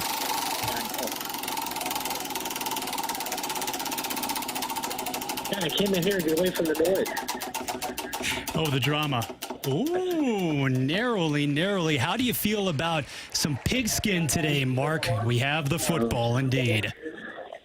That sounds rigged to me, but what can I do? Hey, Mark, where are you at, man? You got a lot of people behind you. Yeah, I'm trying to move rooms. I just got off of work, and they're having a barbecue, so we're in the hottest room and moved to the coldest room, so now I have to move back to the hot room. Where do you work at? I work at Tony LaMartina Plumbing here in St. Louis, Missouri. Okay. Well, good luck to you. I want to make sure that we appreciate your work and appreciate you for playing on the Gauntlet here. You got it. Thanks huge, Dan. You got it, buddy. All right. My man, let it rip. Let's do this thing, Mark. All right, question number 1. How many times have the New York Football Giants won the Super Bowl? I'm going to have to take the options on that. Okay. We'll keep it simple for you. 2 times, 3 times the trifecta, or 4 Super Bowls for the G-Men. 3 is my favorite number, so let's go 3. 3 it is. Question 2. Which team has played 66 games in the playoffs, the most of any team in NFL history? Which team has been in the most playoff games? Is that the question? Sorry. Yes, sir. Well, it's got to be like Pittsburgh or Green Bay, I'm sure. Let's just take it. Kerry played for Pittsburgh, so let's go with Pittsburgh. Question 3, please. Question number 3. Who won Coach of the Year honors, Mark, in the NFL this past season? Are we talking about Sean McDermott, Nick Sirianni, or Brian Daboll? Brian Grable. Okay. All right. And question number 4. In the Rams last season in St. Louis, they finished with what overall record?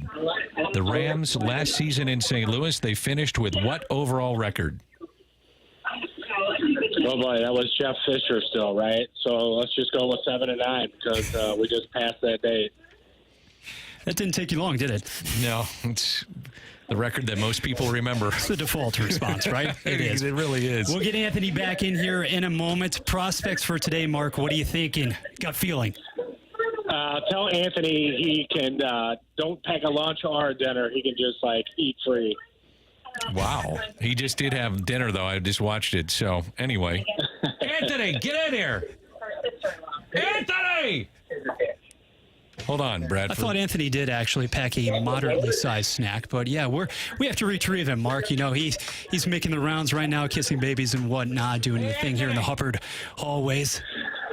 Come on, Perfect textbook radio right here. Okay, Anthony, we had a bit of a challenge from Mark insofar as you don't have to pack the full-fledged lunch. Maybe a little bit of an appetizer or something, though. Mixing it up. All right. Yeah. All right.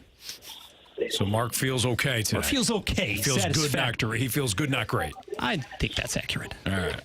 Well, what's our category?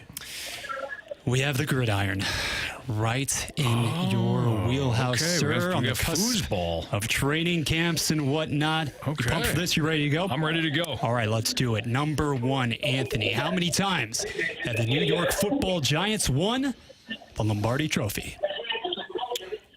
They beat the Patriots twice. They beat the Bills in the 90s/late 80s. I don't think that was... They didn't win other than that, did they? I'm going to say 3. Final answer. Question 2, please. Which team has played 66 games in the playoffs, the most of any team in NFL playoff history? So who's played in the most playoff games? Which team? You're going to give me some obvious choices if I ask for the option, so I won't. You're going to be like Dallas, Green Bay, Kansas City even.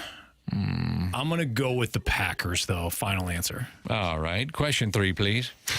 NFL Coach of the Year honors for the 2022 season. Anthony, who took home that prize? Sean McDermott, Nick Sirianni, or Brian Dable? You gave me the options. My goodness, That's first all right. timer here. That's Look okay. at this But guy. that's okay. You did that, I think, for Mark, too. Oh, did you? Yeah. Oh, so well, we'll keep perfect. it even. Okay. Consistency. There So you what go. were the options? Well, since we're playing that way, Sean McDermott, Nick Sirianni, Brian Dable.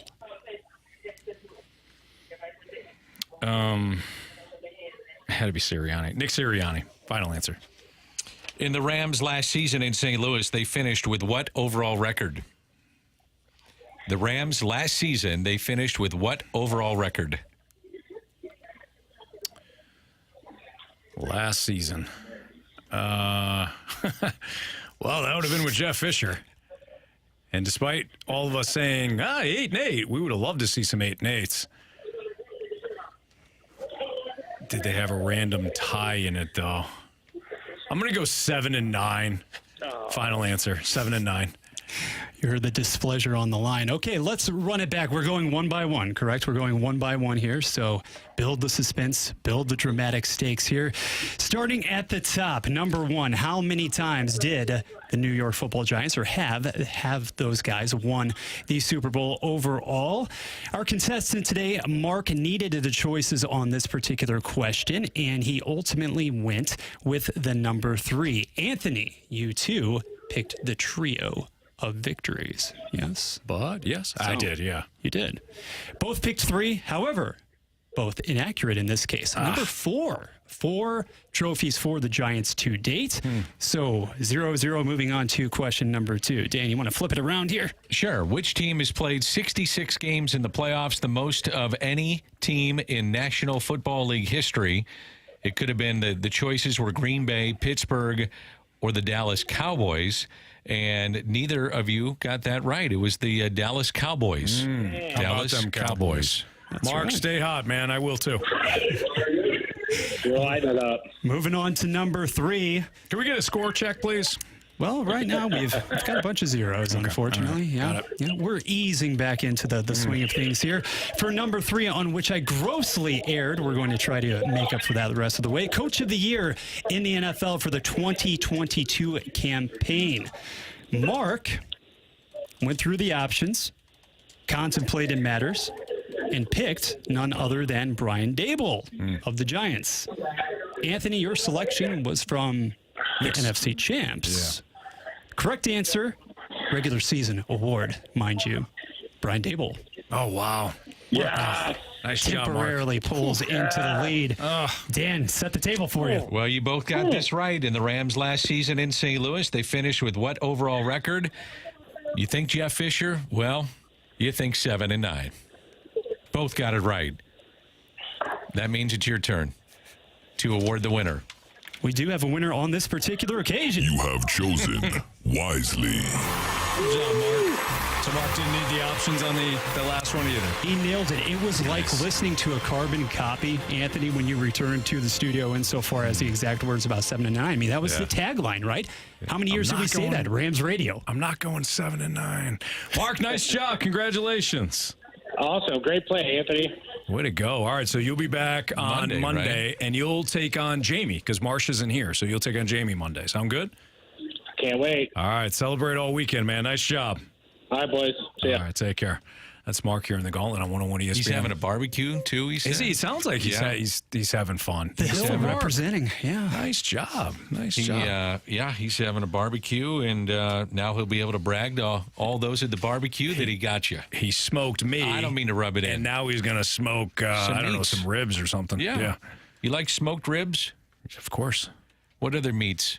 I mean, steak, pork chops. You don't smoke steak, do you? No, but you asked me what kind of meat. I mean, okay. Yeah. No, a nice pork butt. There you go. You can smoke that. Yeah. All right, I'm excited. Thanks, Tim. I just got a text from Jay Delsing saying that he loves listening to you on the air. Jay Delsing, you can hear his golf show Sunday at 9 here on 101 ESPN. There you go. I love Jay. He's you fantastic. saw him at Meat's Speaking of wedding? meat, Meat got married a couple of weeks ago. I saw Jay Delsing, and Jay's one of my favorite people. I know that you feel the same way, Dan. Jay's outstanding. Yeah. And his show is great. I mean, he's forgotten more about golf than I certainly know. But he's a big-time guest, and he just does a tremendous job. He's one of the great golfers to ever come out of St. Louis. He is, absolutely. He's nearly 30 years on the PGA Tour. Not many can lay claim to that, and I don't care where you're from. No kidding. Pretty amazing. Yeah, shout out to Jay Delsing. Good man. Great show. Great golfer. All right, it's a Fast Lane on 101 ESPN. Back to the Cardinals. A year ago, things were looking heck of a lot better than they are right now, Dan. My question to you, though, is can we even go back to last year as a reference point? I'll explain why next on 101 ESPN.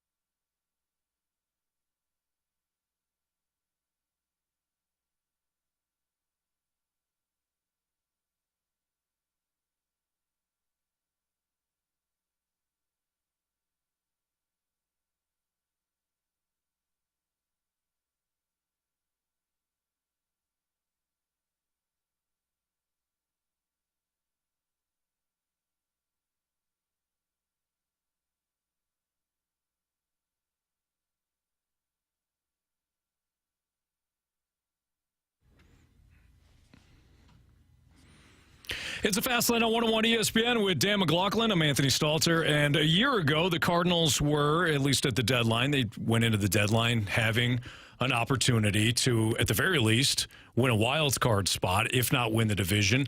As we know now, Milwaukee collapsed after trading Josh Hader at the deadline, and the Cardinals won 90-plus games and promptly were swept by the Phillies in the wild card round. And Bradford Bruns, who's filling in for Andrew Marsh, he pitched the idea, well, now and then. Where were the Cards exactly 1 year ago, and are there some comparables? And Dan, I when Bradford and I were talking pre-show, I said, can you even compare the two seasons? And the reason why I asked that is last year you had the shift and you did not have a balanced schedule. This year, of course, as we've seen, whether the Cardinals, because of the youth movement, as you suggested earlier, you got guys kind of playing out of position, and that has led to a lot of the errors and the bad defensive run save numbers, or not having the shift has played into it. And we know that the balanced schedule this time around has really impacted this Cardinals team. I don't know if the 2 years are necessarily comparable, let alone the fact that even though they needed to add Jordan Montgomery at the deadline and Jose Quintana at the deadline, you still felt better about the pitching than you do this season. Yeah. Well, second half was the second half of Albert Pujols, too. Absolutely. So that was something you have to keep in mind, is that he went off on a tear, and he was one of the best hitters in the league. You mentioned something that I had thought about a lot. I had said before the season, this is back in the winter, that if they could keep their head above water and play right around 500, because I thought the schedule was a gauntlet. No pun intended. We just got done with a gauntlet. But I thought it was tough. And if you could hang around 500, few games up, maybe a game or two below, whatever, that the second half would be different. And the reason I said that was that because of the schedule, the way that it's panned out this year, and you're playing everybody, this time last year they had played 38 games inside the division. Mm-hmm. So that's where you can really get your damage done. That's where you can leapfrog teams. That's where you can get separation. They've only played 25 games inside the division this year. So that's something to keep in mind. When you look at runs scored in the National League, they're about the same where they were last year. It was 4.59. That was 7th. They're actually better this year. They're 6th. The runs allowed, it's about a run, slightly over a run, more runs allowed. There you go. But here's the thing, it's the record. They were 50-44 right around this time last year, and they're 38-52. Mm-hmm. They just, now the other thing you have to look at, and you talked about it, their fielding is not the same. It's been way down, committed way more errors, and their base running hasn't been same. That's fundamentals. Yep. And so when those things, if you can, it's a difficult game and it's a complicated game, but there's certain things that are certainties in the game that if you do it, you're going to have yourself a chance to win. Mm-hmm. Don't walk anybody. Field the ball. Throw the ball. Don't make errors. If you can do those things, you're going to hang around. Dan, you've watched a ton of baseball over your years. Can you remember a World Series team that was bad defensively? No. Because I can't. No. You cannot win a World Series with bad defense. And it's something that we don't, we spend a lot of time talking obviously about pitching, and here in St. Louis, I feel like we talk a ton about offense. I mean, all the time we're talking offense. And I think part of that is because of what happened in the non-playoff years and then even in the NLCS when you got shut down. But you got shut down by a historic Washington Nationals starting rotation. Last year was the Phillies in those two games. Certainly. Pitched well. It's pitch. To me, it's pitching. It's about pitching and defense in the postseason. Yep. But when you look at where the Cardinals are now, you mentioned the two things. To me, it's three things. It's the pitching, it's the defense, and it's the fact that you're playing a schedule that will not allow you to be this average. Time around, to be average, yep. and to get back into this thing. You're not going to face Cincinnati and Milwaukee enough. And Pittsburgh. There's three teams there, and Chicago was down last year too. You had three horse crap teams in that division, and it was you and Milwaukee. That was it. Yep. And that's how it usually is in the NL Central. If you go back over time, it's been Milwaukee recently. It was the Cubs before that. It was either Milwaukee or Cincinnati for a little bit. Pittsburgh for, a year when they had a pretty good team that one time and Michael Walker shoved it up their tailpipe. But every year, Dan, it's one team in the NL Central, and that's it. That's all you've had to compete with. Well, this time around, Cincinnati and Milwaukee are both competitive. How much fun is Cincinnati to watch right now? They're exciting. I mean, that kid has come up and changed that entire franchise. And that's you talk about a youthful team. Yeah. Cincinnati and Miami. I don't know if they have the pitching. When you start looking at the Reds for, now 2.5 months that you got left in the season, does it hold up? No. And I don't think it does either. Their bullpen's bad. Yep. And but they have exciting players. Votto's been good. Mm-hmm. But that kid has come up and changed that, just the way you feel about the team. And there's something to that. Not all players can do it when they come up. It's the excitement of seeing a new prospect and all that. But, man, he's lived up to it. And he's so fast, and he's fun to watch, and he's just exciting. Believe me, in a long season, that stuff permeates throughout a clubhouse. The other players feel that, and they feed off it. It's cool to watch. And I do think you make a legitimate point about the arms in Cincinnati as well. If you think about the production that you've seen thus far this season from the guy who's supposed to be the long-term answer at the head of that rotation for the Reds, even Hunter Green, whether you talk about injuries, whether you talk about just not quite meeting those expectations, but even during the course of the year, those from whom the team has received maybe unexpected contributions, like a Lively, you're starting to see some drop-off and or more of the injuries. And even from an offensive standpoint, guys, the proverbial book not yet out on a lot of those Reds hitters. So to some extent, are you waiting for the other shoe to drop in that department? Don't get me wrong. De La Cruz looks like the most transformative player in baseball outside of Ohtani right now. Mm-hmm. But what happens a month or so from now, maybe when the Reds are encountering more of those divisional foes, too? To equate it for St. Louis fans, when Vince Coleman came up, he changed everything. Mm-hmm. He was running wild. He was going crazy, and he made it so exciting to watch that style of baseball. And now that you have more stolen bases in the game, I thought there'd be actually more than what we're seeing. But there's an uptick, obviously. It's just players feed off it, man. It's a long season. There's just the rinse and repeat of go to the ballpark, to ABB, down doing this, then we play the game, and then I go do the same thing tomorrow. Right. Then you get a guy that comes in and electrifies a team, a fan base, a city. It's pretty cool to watch. Well, you got young guys up and down that roster when you look at it. I mean, Ella De La Cruz is the key, but Jonathan India has been good player. Their main guy for a while now. He was drafted. Matt McClain has come up and has played very well. The Cardinals, unfortunately, got a bad series against McClain because McClain tore him up for a couple of games. By the way, Spencer Steer's another guy that is making a lot of noise with Cincinnati. You know when they got him? A year ago. Yep. You know when they got him? At the deadline. Yep, it can happen. And I'll say this, it doesn't have to be a youth movement. It doesn't have to be a prospect. The thing is, too, I've seen it a million times. It's just you go out and find a guy that you feel is going to fit right in your system, and maybe no one else sees what you're seeing, and then that happens. It just clicks. Quintana last year is a perfect example. He got to St. Louis, became a different pitcher. Mm-hmm. It was just the right situation. They saw something in him, put him in the right fit of the players around him, and he takes off. Wish they would have kept him in game 2 a little longer, but whatever. I'm sidetracked there against the Phillies. You know what I'm saying, though, Anthony.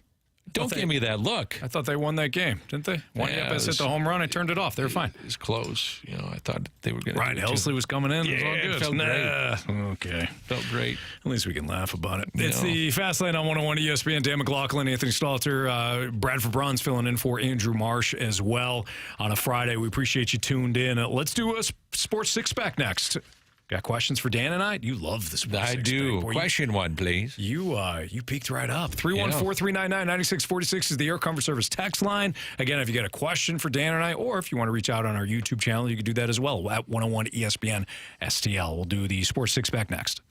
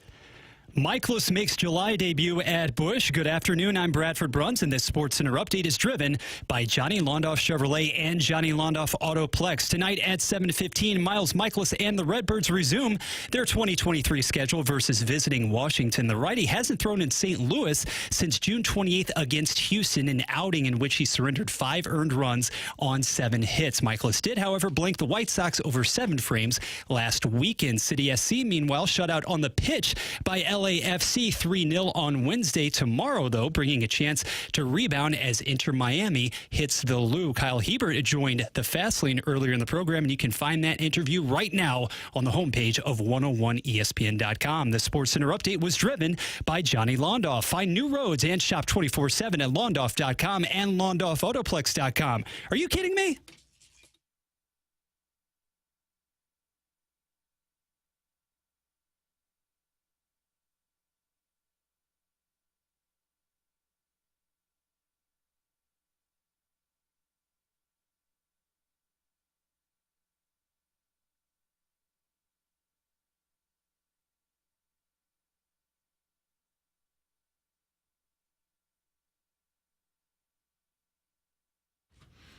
With Dan McLaughlin, I'm Anthony Stalter. It's Question 1, please. Dan, don't you be jumping the gun here. Bradford Bruns is filling in for Andrew Marsh, doing a hell of a job, and you're just going to go ahead and jump the gun. Nope, not going to do it. Bradford, question 1, please. Question number 1.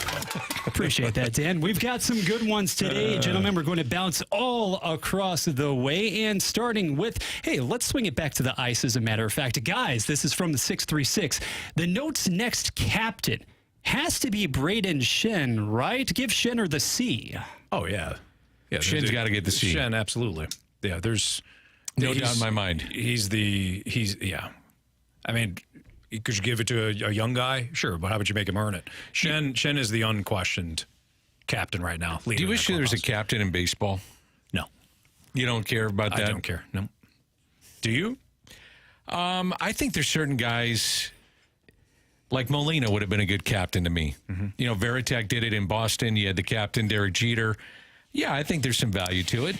Off the top of my head, did Aaron Judge just not get awarded the captaincy? I don't know. Of the Yankees? I believe so going into this season. At least that was part of, the overall set of conversations, extending the contract, trying to lock him in long term, and also giving him that mantle. Doesn't happen often. They gave him Mickey Mantle? Holy smokes. The right franchise. Think in baseball, it's not a bad thing, because if you're the captain, you're expected to be the face and to an extent the spokesman for the players or what's going on in the clubhouse. So as much as media is available during baseball, before and after games, and you have a tough game, not necessarily the worst thing to say, this guy's going to take the mantle of, to steal a word, of being the representative of the franchise and speak on behalf of the players. There's some uncomfortable situations after games, and it might be a good thing. You know, to that note, Ryan O'Reilly was incredible with that. Exactly. You know, when they were going through a rough stretch, he's there to answer the bell. You wouldn't want anybody else but O'Reilly there, and Shen will do a great job too, assuming he is the captain. But yeah, that's a good call. But I don't think Molina necessarily. I mean, Molina would have been an incredible captain. I don't know if he would have been excited about facing the media all the time. I know he wouldn't have been. I was trying to be that right now. I don't think he would have liked that at all. But I'll tell you this. If he becomes the manager of the Cardinals at some point, or whatever team he manages, he's going to have to do that before and after every game. Very true. So get used to it. Yep. It's part of the deal. Question number 2. It's all about mantle today, you guys. Ellie De La Cruz, the new mantle per Joey Votto, right? See the symmetry there. Man, we got the word of the day here. Tink Hens. This is an interesting take from the 618. Is Tink Hens long-term too small, a la Carlos Martinez, to be a front end of the rotation ace? Does he project at any juncture as a late inning max effort reliever instead? There it is. Are you thinking about the same name? I got one. Strider in Atlanta. I mean, he's not a big guy. He's got huge legs. I don't. That was Roy Oswald. I'm thinking one guy specifically who's just an electric arm that was smaller. In the here and now, or your guy? Back in the day. Timmy. Who threw, well, Tim Lincecum, boy, the absolute freak. No, I'm thinking Pedro Martinez. Vote for Pedro. Yeah. Electric arm, small guy. threw, what's his face on his head? Don Zimmer. Don Zimmer. Poor Don Zimmer. Poor Don Zimmer Threw got him thrown right on down. his face. I don't. I look at Tink Hence being a part of a rotation, not next year, but the year after. That's where I would put him. I don't think he's next year. Yeah. Maybe he gets a taste of the big leagues towards the stretch run here, which I think the Cardinals might do with Graceffo, McGreevy, some of these guys that they have down in the minor leagues. And maybe out of necessity, they would have to do that if they wind up trading some guys. But then you also learn about them and what it takes, what it may take for them to be big leaguers and what they need to work on. So it's not necessarily the worst thing. But back to Hence, I don't see him next year, and probably the year after. I would target that year, 25. 25. I'm with you. Yeah. Question number 3. Also from the ill side, wishful thinking perhaps, the XFL. Can you smell what Dwayne Johnson, The Rock, is cooking in the future? Will it eventually merge with the NFL to become more than a feeder system, an actual minor league system, gentlemen? I think that if the XFL is going to survive and profit long term, that's the best case scenario. NFL, though, do they want to give up any money and invest in this? Probably not. If you're going to have it's kind of like, I look at baseball because I focus on it, but baseball has the best deal. You got colleges producing these guys, and they got to stay in for 3 years. They don't have to dive into that. Now, the minor leagues can be expensive once you get those players in. Don't get me wrong, but they're feeder leagues or the high schools and the colleges. Sure. They don't have to do anything for that. Imagine this. And you're right. From a money standpoint, I don't know if the NFL does it. But imagine, follow the money, bro. Yeah, you're right. Imagine this, though. You have the XFL, and you have 32 XFL teams, and you put them in cities that don't have NFL teams. So we still get our Battlehawks, okay? But you match them up with an NFL team. Imagine having Jordan Love, who sat behind Aaron Rodgers for the last 3 years, play for I'll just use the Battlehawks, play for the Battlehawks. We're the Green Bay Packers feeder system, okay? Would you inevitably turn out a larger overall product that you would want to, I know we supported the Battlehawks here, but I'm thinking. Let me counter, though. Okay. What would be the appetite, though, for the Green Bay Packers to stick that pick and risk injury down in the minor leagues? Development.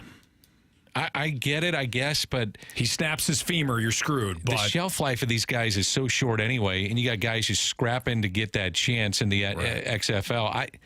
It's worth a conversation. I mean, it's interesting. I think you're onto something. I just don't know if the appetite would be there for players to get injured if I've invested a lot of money and time in these players. You're absolutely, that'd be tough. But if you're a young player, oh man, what a way to develop. I mean, are you kidding me? You can have a quarterback. You take a quarterback in the 3rd round. You know he's not ready. He's playing spring ball in the XFL, and he gets 12 games under his. Now you have that ability to say, okay, he's ready for the next year. You're right. Again, if he gets hurt, now you're screwed. But well, there's a reason though that the XFL has teams in one site to cut costs. Yes. So now if you're trying to go to 32 different cities, which I like the premise of it, they don't have an NFL team. One, would they support it? I'm not sure. Would they support minor league football with those particular entities, meaning cities? Would they support it? And then 2, the financial aspect of this would be pretty costly. Yeah. But if you're going to develop some great players, then it's worth it. You're going to get great talent potentially. I mean, guys get overlooked all the time. There's guys in the XFL that are making NFL rosters. Yeah, absolutely. So I don't know. I'd love to see the numbers on it to see if it could work. You're going to probably lose money. I'll call Raj. Yeah. I'll call Raj. He'd love to come on St. Louis radio. Oh, yeah, I'm sure he would. Question number 4. Piggybacking off Raj, the first previous question. Why are you? Never mind. As for the previous question, guys, the 314 mentions a Hink comp, if you will, also in the form of maybe old school Greg Maddux. Diminutive in size, maybe, but craftsman-wise, I don't think we're even talking about the same realm. You're talking about Tink Hence. Yes. Okay, size-wise. You mean Tink Hence? Yeah, Tink Hence. Yeah. Created a nice nickname. Oh, okay. You can just shorten it up. Okay. Think Tink. I was confused there until you brought up Maddux. Yeah, size, yes, but not stuff. No, I mean, Maddux was magician, phenomenal, working different guys, corners. Yeah, Tink Hence throws hard. Yeah. I mean, Greg Maddux had the thing moving like a wiffle ball. Not sure how he did it, but he had it moving like a wiffle ball. Mm-hmm. Different guys. Yeah. Dan, I'm going to direct this one just to you. I'm going to make up for my gaffe at the very top of the show. Okay? I don't mind your gaffe. Wheelhouse question for you here, sir. Scottish Open, Rory McIlroy. Hey, he's in the lead after the second round again. Who would have thought? Rory's recent comments, the latest regarding Live Golf and his crusade against that organization. He says that he would have, if worst had come to worst, would have rather retired than have played on the Live Golf circuit. Can you think of any other comparable athlete right now? Is there anybody else who comes up with the virtues that are seemingly out there extolled by him, just his stance, his unwavering loyalty to the one and only organization? These guys are independent contractors. At the end of the day, they are. They work for themselves. However, if you took the image and likeness and said, oh, it's all yours, players, there is no PGA Tour. Sponsors, social media, TV, all that stuff. I get where he's coming from. There's frustration with this. It looks like Greg Norman is going to be out. So 4 months before they did this, Greg Norman said, why can't players decide where they want to play? Mm-hmm. And took it right to the PGA Tour. I mean, the Saudi fund is so big, and they invested $1 billion in this thing and gave the players, ridiculous contracts to do it. I'm not going to sit there and say that some individual should turn down $400 million. I mean, it's up to the individual, but it's quite a stance that he would take. I'm not so sure if put to that stance he would do that. I don't know. You guys agree? Yeah. I mean, he's made a ton of money. He can walk away on principle, but... What did you say, though, earlier to me about the follow the money? There you go. Yeah. So, no, I am with you. It is unbelievable, though, that they came out and did this so quietly. I cannot believe that there wasn't a hint of this coming. And there wasn't. Mm-mm. The commissioner showed up on CNBC, and apparently it was a taped interview, and it didn't leak. Yeah, to talk about this stuff. I mean, that's impossible to do today, but they did it. Yeah, I didn't see it coming. I don't think anybody did. No, it was a complete shock, especially with the way everybody had been talking beforehand. So even if you're a casual golf fan, don't you miss watching Philly Mick and Koepka and some of these guys? Patrick Reed's a great villain. A lot of people don't like him at all. But you need that for the villains. sport. You need villains. Villains are great for sports. You got to have them. When you sit down and you watch a TV show, right? You got to you want somebody, or a movie. You want somebody to root for. You want somebody to root against. 100%. And guys that are just that you just don't like. Right. Patrick Reed is not liked. Mm-hmm. People think he has cheated before. All kinds of stuff. I mean, so back to your point about Rory, I appreciate his stance. I just don't think it would ever come to fruition, and it's not going to come to fruition. But he has been. Here's the thing about Rory. If I'm him, I am pissed that I had to be the face of this and come out and take a lot of heat. No kidding. And everybody's leaning on me for comment about the PGA Tour, and then the PGA Tour behind his back goes and does this. Yes. That would upset me. Where's my make good money, if you will? Right. Oh, I bet it's coming. Yeah. I do. I think some of these guys are going to get paid. I think some of the guys that initially said, I'm not going to go to Live, and I mean the big names, Rory McIlroy, the others that are there that are still on the PGA Tour, they're going to wind up getting paid some way, somehow. Spieth, JT. Yeah, for sure. I'm with you, though, Dan. Your main point about don't you miss some of these guys, no disrespect to the PGA Tour members. I mean, there's still some great ones. There's still some great ones. But you look at some of these cards this season for the PGA Tour. There was one in particular where I'm like, who the hell are these guys? Now, they could have been playing in a non-elevated event, which some guys, if it's not elevated, they won't play, but still you're getting like 20 of the top 50 in the world, but it's not top 10 guys. This may have been coming off one of the majors. Like I said, it was a PGA Tour. Yeah. It was middle, I can't remember which one it was, but I didn't recognize most of the players. What do you think the general feeling is of fans out there, just sports fans, about this whole thing? Do you think they even care? Golf fans do. I wonder are sports fans even invested in it? Do they? I think if you're a golf fan, you care. If you're not, if no you're one just cares. a weekend warrior, you don't care. Perhaps more so than your usual controversy, at least from a mainstream standpoint, because I think, Dan, you touched upon it, the fact that you do have clearly identifiable heroes and villains in this case to whom you can sort of attach some more feelings and emotions. I do think so. And Anthony, you mentioned the lack of household names, maybe even on the heels of a major championship. No, because the household names are frequently, or were rather frequently, out there playing in 54-hole events with no cuts. Right. That felt like exhibitions. Yes, that's the word. It's an exhibition. It's not competition. That's the biggest difference that I see. And it is. Question number 5. I like that. You jumped the gun. Let's move on. No, let's move on. Dan, shut your mouth. Question 5, please. And the most instrumental question of all from the 314. Actually, it's more of a statement, to be completely genuine with you guys. Anthony, you don't intentionally poo-poo Bono and U2 as you did earlier in the show. No, it's not. It's not by design. It's not by design. This is coming from 314. You just prefer DMB. Oh, no. Not a Dave Matthews guy? I hate that band. They're talented guys. When the music comes on and it hits my ear hole, you're out. I'm out, man. Really? Yes, they've got 400. I know people love them. I know people they'll follow them I got a buddy, one of my best friends, Josh. Shout out, Josh. Will follow that band to the end of the earth. They're traveling in Europe, I think, right now, or touring. That's fantastic. I think that's great. I think that's great. You're Dave happy Matthews for him. I hate their music. Probably been to St. Louis, about 20 times by now? 487 times this Is year. that right? Unofficially. Yeah. They've got how many? They got 19 musical instruments up there. I know a lot of people are like, this is great. When I hear it, I'm like, can we get another musical instrument up there to sound like more crap? Did they play? I was thinking this the other day. Did they play Busch Stadium? I'm sure they have. I don't They played remember the if they parking did. lot an hour ago. At one point, a la U2, about a decade ago. Missed you at that show, Anthony. There you go. I like you too. This is not my. It's not your jam. It's not my main jam.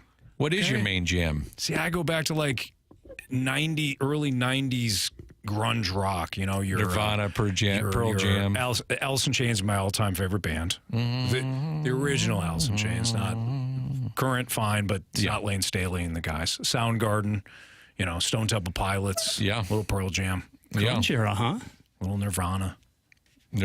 Yeah. Did you like Hole? No. Okay. How about Korn? Yeah. Okay. Yeah. Good. Get down with some Korn. You should have accompanied me last year. Actually, I was not expecting to talk swung Korn through with Aberdeen, Kurt Cobain's birthplace. Oh, really? Pacific Northwest Tour Day. Yes, Pacific Northwest. There you go. Yeah, basically any band from Seattle from back in the day, I'm all about. All right, it's Fastlane on 101 ESPN. Dan McLaughlin filling in for Jamie Rivers. Bradford Runs filling in for Andrew Marsh. It's the Fastlane. All right, guys, why don't we get into some of the overarching MLB stuff? Rob Manfred decides to introduce the pitch clock into the playoffs. Do we like that? Yeah. Dan says yes. You'll get more on that next on 101 ESPN.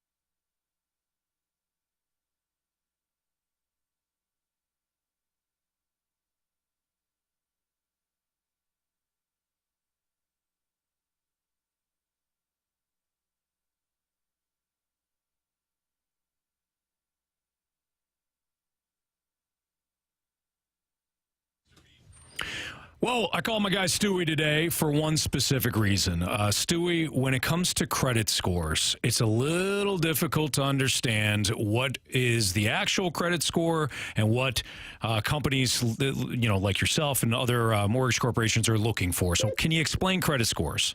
Anthony, first of all, everybody has to realize that whatever credit score you see on your credit card or Credit Karma, that's not your mortgage credit score. There's over 400 different credit score models, and depending upon the type of company that pulls the credit will determine what that score is going to be. So a credit card company, a car company is going to have a different credit score than a mortgage company. The only way you can find out your mortgage credit score is by contacting a mortgage company. Now, there's 3 major repositories: Equifax, TransUnion, and Experian. And what mortgage lenders do is they pull all 3 and they count the middle one. They don't average it, they count the middle one. And that's the one that's going to make a difference on the rates. That's the one that's going to help you whether you get a good or bad or worse interest rate. With us, we can actually tell you what you need to do to raise those scores to have the opportunity to get the better deal. That's why I called Stewie, and that's why I love chatting with him, because he always gives great advice, great information that I didn't already know. Stewie's fantastic. You need to call him as well. So if you're worried about your credit score, you don't even know what it is, give Stewie a call. Talk to him. Whether you're purchasing, refinancing, doesn't matter. Stewie's there for you. 314-324-4440, or you can Google the Bagel Loan. Stewie, thank you. Have a good one. NMLS number 226715.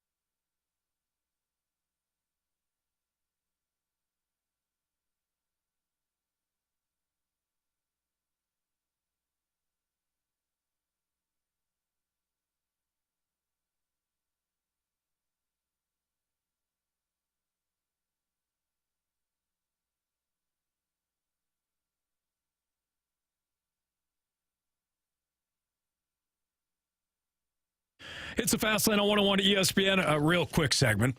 Dan, are you good with Rob Manfred implementing the pitch clock in MLB playoffs? 100%. So am I. We'll see. No, sorry, go ahead. Why change it when you've been doing it all year? And I think, generally speaking, and I feel comfortable saying that, I think fans enjoy it. I think fans enjoy a quicker game. Mm-hmm. I think it's played at obviously a better pace.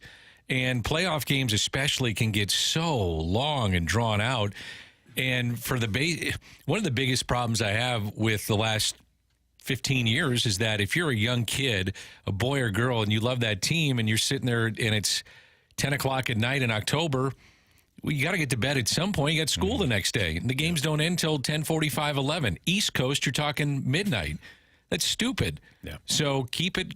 I would move up the games, and I would have the fact that you have a pitch clock implemented. Right. I don't like just changing the rules from all of a sudden, well, we're going to change the rules going from regular season to postseason. I couldn't agree more. But for the viewing experience, it's just better. Yeah. Now, you can get rid of the ghost runner at second. That's fine if you go into extras. But that's not that big of a change like you're talking about. And I couldn't agree more in terms of the start times. Push them up a little bit. Make baseball fan friendly. Yeah. Who's watching? The diehard is watching at 1 o'clock in the morning, but little Tim and little Susie have long gone to bed. They have no idea what I don't make baseball fan friendly. I don't know if you can move up the start times because it's put in prime time for a reason. Move it up. I would love to see that. I miss the day games in postseason. Oh, I love day postseason games. It's great. I love that. It's just a better feel to the game. Yes. I enjoyed that. Like that crisp, cool air, yet the sun is out. Yeah. You're watching it in the middle of the day. Yeah, nothing beats I enjoyed that. Midday postseason baseball. I liked it. They have that. They still have that in like the NLDS and the wild card. But then once it goes to the CS, forget it. Yeah, once they reduce teams, then they're going to put as many as they can in prime time. That makes sense. All right, that's Dan McLaughlin, Anthony Stalter. As promised, that was a quick segment. We got what's trending coming up. I want to get Dan's thoughts. I've been saying I don't think this is a one-off season for the Cardinals. Dan's going to tell us whether or not he thinks it's just an aberration year. We'll go do bet the streak. We'll beat the streak. We'll do Fade or Follow. Got all that coming up in the 5 o'clock hour here in the Fast Lane on 101 ESPN.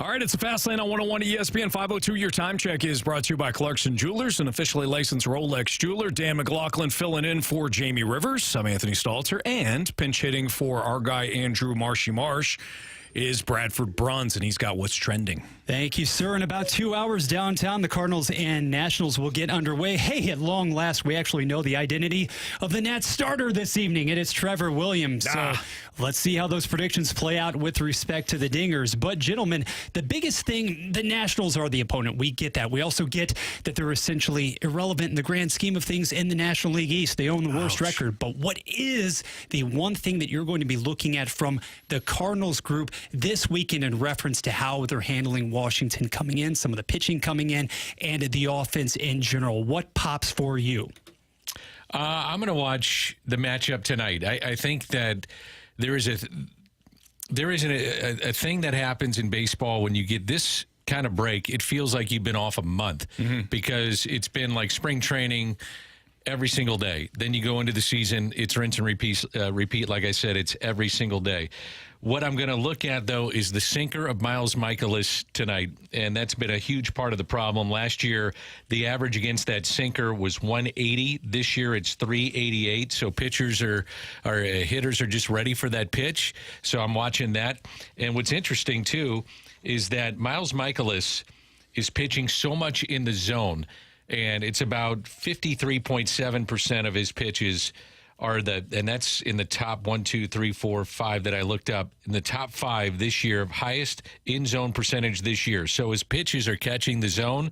Well, Washington, they don't walk. Their walk rate is last in baseball, and they don't strike out. Strikeout rate, last in baseball. So you might see a lot of baseballs going bing, bing, bing all over the place, and that's what I'm watching tonight. I just thought that was funny. You're like, Washington, they don't walk, they don't hit, they don't do anything. And they lose. And you got a guy that throws a lot of strikes. He's always around the plate, so it should be interesting tonight. For me, this series, I'm really interested in Steven Matz and whether or not he pitches. Yeah. He pitched pretty well against Chicago, went 5 1/3. Can he get into the 6? Can he earn a road? And I think he needs to earn it. I don't care what the contract is at this point because you're going to head into next year. He's only got 2 years left on the deal. So can he earn a spot for next year? This is another step for him on the week. I think he pitches Saturday. Flaherty, let's pitch well and let's stay healthy, kid. Okay? We need you healthy. Flaherty struggled. I'm trading you at the end of the year. In that game against the Nationals, he went 6 1/3, gave up 6 earned. Oh, that's right. That was a bad start there for him. Mikolas was really good. 7 innings, 2 earned. Williams was better, though. No runs allowed in 6. Cardinals went 0 for 6 in that game with runners in scoring position. That doesn't sound like them. Doesn't that sum up the season, though? It seems like when they pitch, they don't hit. When they hit, they don't pitch. And I know that's cliche, but, man, that has been the season in a nutshell. Yep, you're right. Elsewhere in the Central Division, nice matchup between Milwaukee and Cincinnati, kicking off a 3-game set there. So we've spent a little bit of time during the course of this program dissecting Cincinnati, obviously giving more attention to the much ballyhooed Ellie De La Cruz. So as the second half begins for some of the common opponents, the division rivals for the Cardinals, specifically in Cincinnati, fascinating team to watch because of the star presence, the factor there.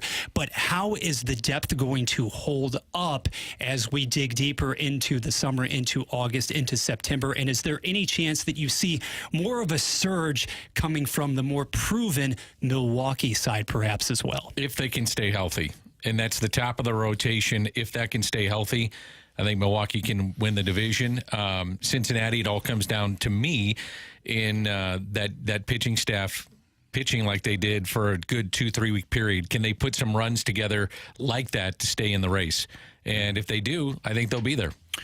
So Cincinnati's interesting. We know about the offense, but there's a couple of things working against Cincinnati, in my opinion. One, we just don't know how the young guys, and it's not just De La Cruz, it's McLean, it's Steer, it's they got one other young guy, Will Benson, I guess a little bit, but they got a very young offense. Can they make the adjustments? Bradford, you kind of brought that up earlier. The bigger issue, though, the bullpen has been terrible. The bullpen over the last 30 days or so has been a dumpster fire. Yep. So even though the starting pitching has been better than expected, will the bullpen be their undoing? Or will Cincinnati's front office, which hates their fan base, don't forget, will they go out and get somebody at the deadline to help the bullpen. They hate their hand. They hate. What else are you going to do? He said. I couldn't believe he said that. Part-time owner said, "Well, what else are you going to do?" And the Bengals said, "Hold my beer." It was unbelievable that he came out and said that. It was talk about a PR nightmare. Why don't you just line up all your fans and just spit right in their face? It's incredible.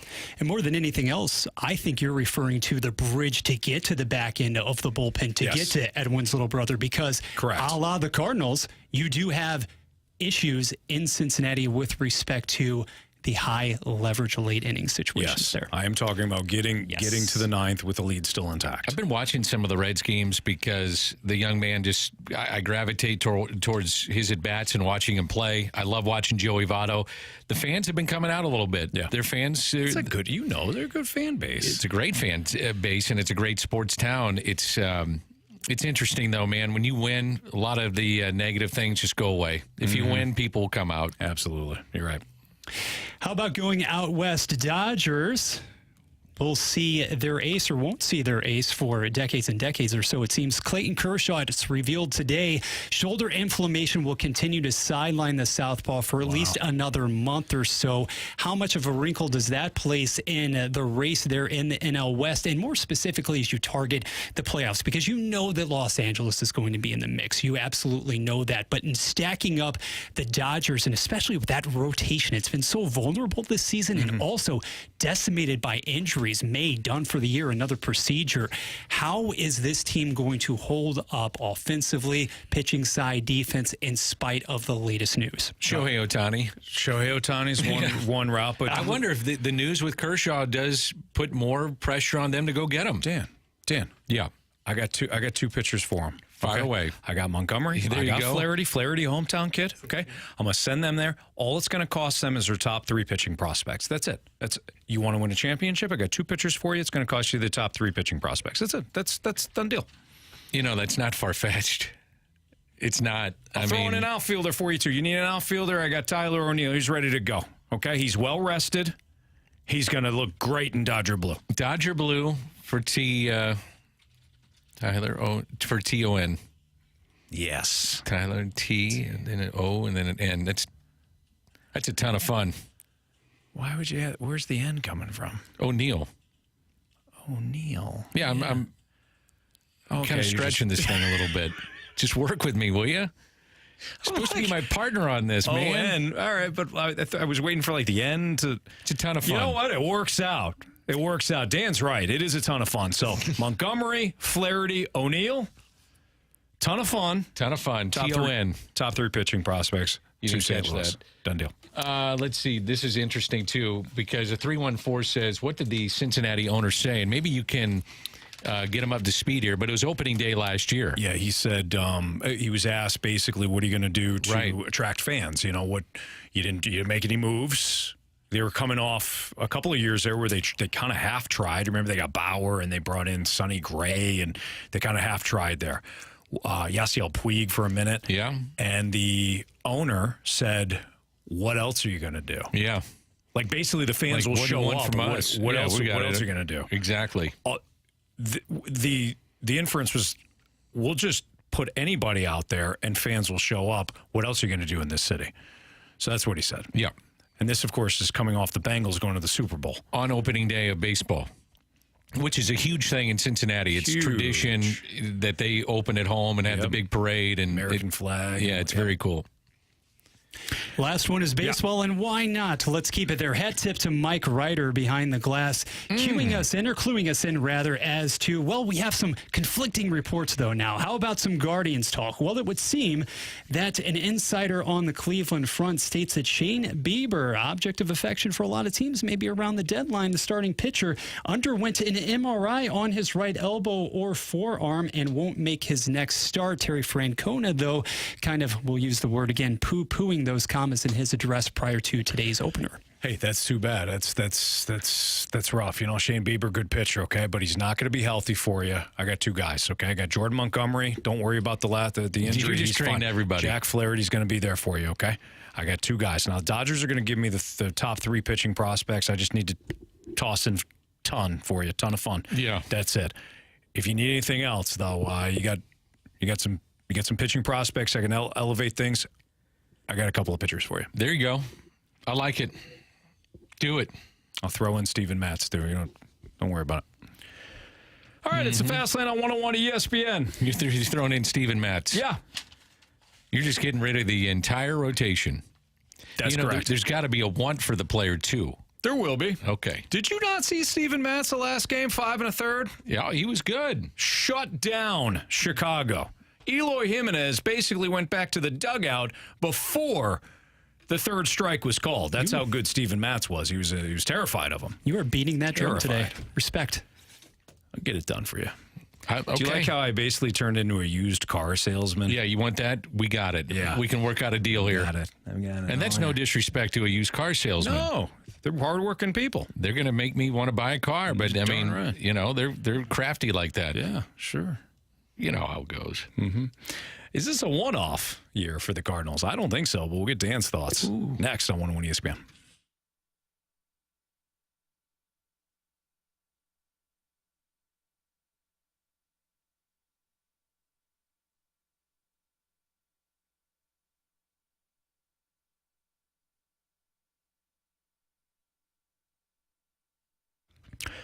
Well, it might rain over the weekend. Tell you what else is raining? Auto Centers Nissan, Herculaneum, they're raining good deals on you. That's right, I went there. Auto Centers Nissan, Herculaneum, I also went there literally a couple of days ago. Needed a quick service, for the Pathfinder that we have. Got it right there at Auto Centers Nissan, Herculaneum. They take care of you sale to service. And one way that they take care of you is they don't make you run around looking for vehicles at several different locations. No, one location, 700 vehicles, over 700 vehicles on their lot, whether you're looking at brand new Nissans, and man, they got some great offers and great deals on brand new Nissans, or you're looking at certified pre-owned, it doesn't matter. Auto Centers Nissan Herculaneum, they will take care of you. They give you financing options too. Financing options for everyone that walks through the door. Good credit, bad credit, doesn't matter. You're gonna drive home in a brand new Nissan at a monthly cost it's going to be much lower than you thought was possible. So head out there, talk to my friends, tell them Stalter sent you. It's Auto Centers Nissan Herculaneum.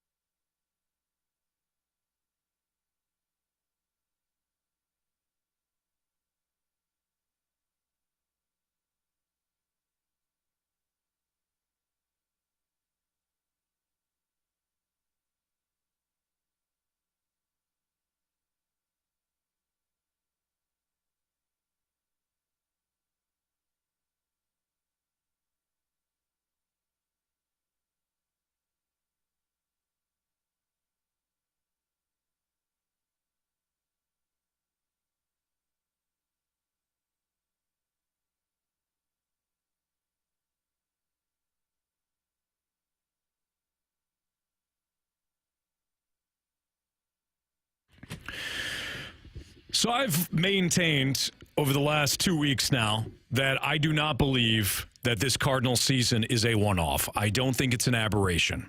I think that it's a culmination of things that have transpired to lead us to this spot, i.e. your pitching has gotten steadily worse since 2020. You missed on enough drafts and trades And, I mean, if you want to go over the drafts and trades, we can go over them again. I can fly through them real quickly. Jack Flaherty. And I realize Flaherty has been banged up and all that. I'm not saying that he was a complete bust. But what I'm saying is he's unlikely to be in your rotation moving forward for reasons that we've discussed. But Flaherty. Woodford doesn't look like a big league arm. Dakota Hudson doesn't look like a big league arm. So far, you've missed on the Matthew Liberatore trade. You obviously gave up Sandy Alcantara and Zach Gallen in the deal for Marcell Ozuna. You have enough missteps in the draft or trades that has cost you the pitching since about 2020. It has been, if you look at the numbers overall, and I just highlighted the starters, Dan, we can look at the bullpen too, but the pitching numbers have gone steadily down for the Cardinals since 2020. At the start of this, we'll say 2012, so you win the World Series in 11. Since 2012, you're top 5, top 10 consistently in pitching. Now, you're 16, 17, 18. I don't think this is a one-off. So you don't think they can fix this in an offseason? No. That different conversation, in my opinion. Okay. What I'm saying is I don't believe that this was just like, one bad year. Yeah. Don't worry about it, one bad year. No, I think that they can turn it around in a heartbeat, but they also need to change the vision a little bit and not just assume that this is just one bad year out of how many that Mo's been in charge of. Well, I think you used the right word, assume. I think you assumed that Wainwright was going to be better this year. Sure. I think you assumed that Jack Flaherty would be a number one. The problem is you didn't hedge your bets. So, if you have injury or you have a lack of production, that you have somebody, may not be to the level of what you had or what you expected, but yet it could at least calm the waters. Mm-hmm. And they didn't have that.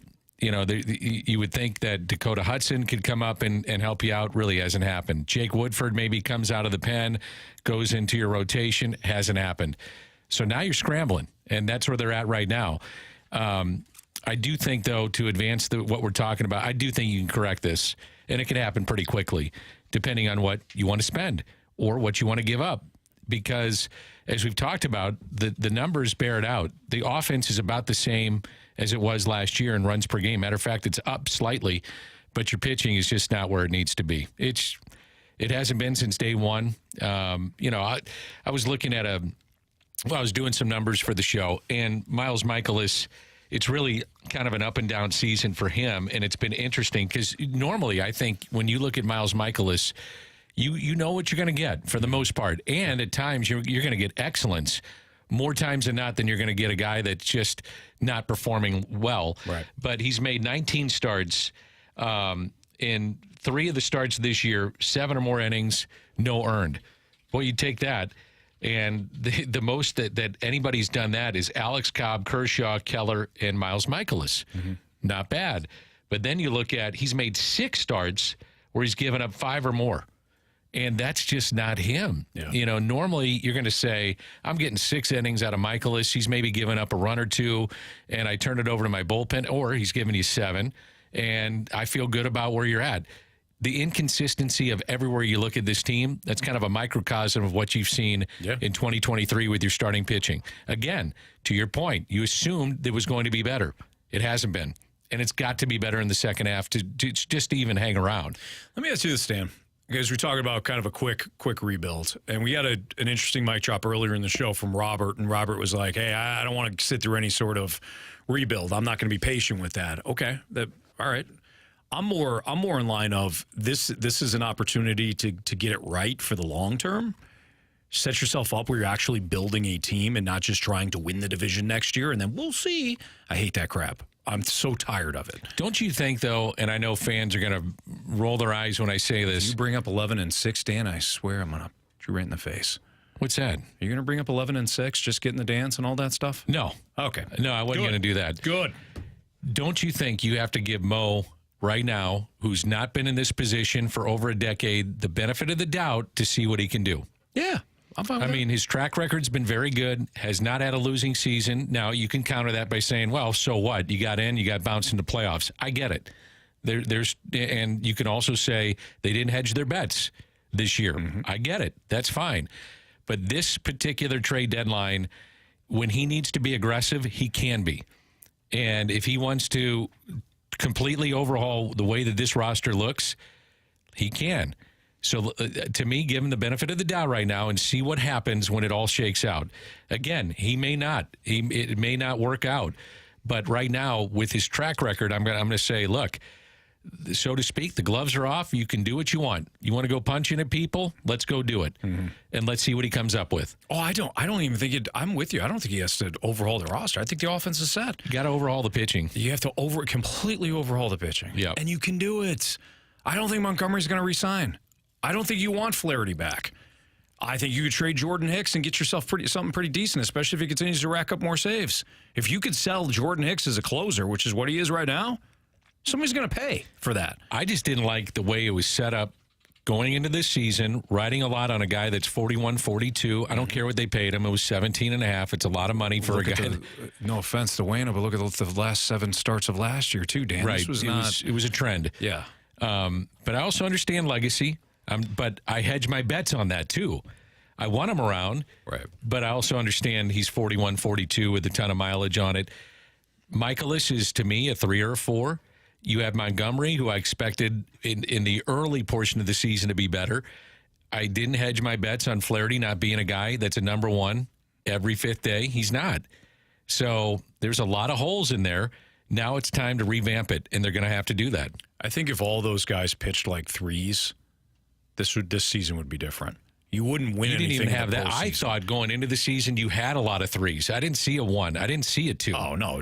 I saw 3, 4s, and 5s. That's because you didn't have a 1 or 2. But you might have been able to get away with that a year ago or the subsequently the years before that because you're playing so many games in the division that's a weak division. Right. Now it's being exposed. It's being exposed because the division's a little bit better and the other teams in the National League are better. And the American League. Arizona's better than you. Yeah, American League, right. I don't even want to open up that can of worms. Right. Because you're right. The entire American League East is better than you. Yeah. The entire NL West outside of Colorado is better than you.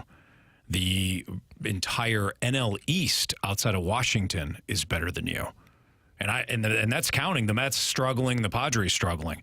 The Mets have firepower, the Padres have firepower, and they have front offices that get the huevos rancheros to actually do something about it. I think this needs a complete vision change right now for the Cardinals. To your point, they can do it, but it starts at this deadline. It doesn't start in the offseason. It starts right now. I mean, there's going to be some people in baseball that jump the gun in front of others to make sure they get the asset that they want. Beginning right now, you're going to see some trades. Won't be like the flurry that you see at the deadline. There's a reason they put a deadline on it because it forces people to make a decision. Either do it or you don't. But I think there's going to be some, and it's probably been worked on for a while now, and they pull the trigger on it and say, yep, that's the guy we wanted. Maybe we overpaid, but we couldn't wait 3 weeks to let him hit the deadline and maybe something else came, or we need him right now. Right. Like the Kershaw thing that you're talking about is really interesting. I mean, if you're not going to get him for a month or month and a half with a staff that needs a little help and needs a little jolt, maybe a team that needs a jolt, and you are expected to be in postseason play, you go out and pull the trigger on deals like that. Some teams will have to do that, and they will. I got some pitching. I know you're ready to trade everybody, but here's the other thing: you can't go in if you're the Cardinals. You can't go into next season saying, "Well, Zach Thompson is part of my rotation, right. Gordon Graceffo, McGreevy." We got Michaelis, and then we'll figure out. No, that's not going to cut it. You're going to have to go out and spend some money or make some trades. Well, like you said too, I think you can do both. I think you can get. To me, this deadline is all about getting 2 guys, 1 at the very least, that I can put in my rotation in the second half this year, and that's young, cost controlled. That will be my rotation next year. If you can get 2, great. But you still have to sign guys in the offseason. Yeah, and preferably you get Lucas Giolito, or preferably you get Aaron Nola or Blake Snell. That'd be great. Like that'd be the top. But you brought up a point earlier that I thought was interesting. I wonder if Mo, and I'm not saying right now how I feel about it because it's before the deadline. I really want to see him get young cost control pitching at the deadline.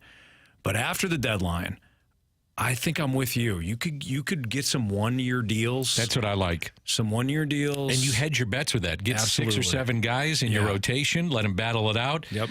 And now, where it gets complicated is that sometimes a player says, I'm willing to do the 1-year deal, but on the flip side, you have to guarantee me I'm in your rotation. Right. You know, I'm banking on my career here, and I'm taking multi-year deals that I don't think are right for me, and I'm going to go with the 1-year deal, but I better have the guarantee that every 5th day I got the ball. Sure. Because this is my career. So you got to find the right matchup for that to happen. And then you're honest with the player. You say, sure, we're gonna give you this opportunity, but if you don't perform, we have no other choice but to move you to a bullpen or whatever you need to do. Right. That stuff happens, but I think you can find those kind of guys to hedge your bets that have experience in Major League Baseball to where it's going to be a better move for you than maybe going out and saying, I'm counting on this young player to be, you know, or a young pitcher to be the stalwart that he might be, but not next year. No. Well, and two, you can't do the whole thing. And at one point, we thought it was looking great because it was Alex Reyes and Jack Flaherty and Luke Weaver, and you're like, wow, this rotation's now Alcantara. Wow, boy. But you don't have any of those guys outside of Flaherty. Well, the thing is, too, front offices say every year when I've talked to them, it's very, very hard to predict, like I was saying earlier, bullpens. Some guys just fall off. Some guys explode on the scene. Typically, you would like to bring a guy up, put him in your bullpen for a year, and then move him to the rotation. So they get their feet wet. They see what it's like. Sure. They see what the travel's like, what it's like to be a big leaguer, what it's like to come out of the pen, pressurized situations, whatever. And then they graduate to a rotation. And if you have too many of those guys, like next year, if you're talking about Thompson, McGreevy, others, that's way too much that you're putting on young pitching.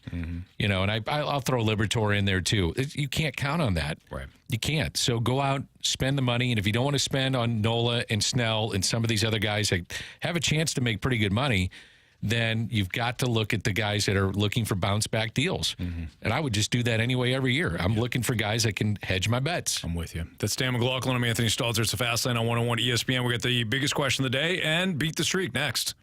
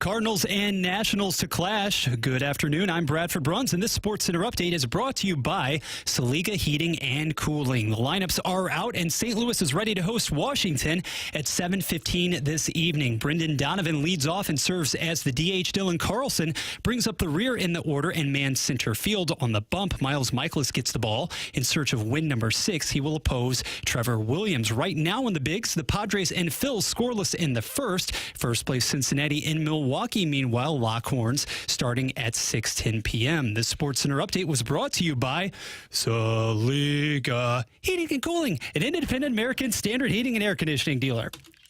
There you go.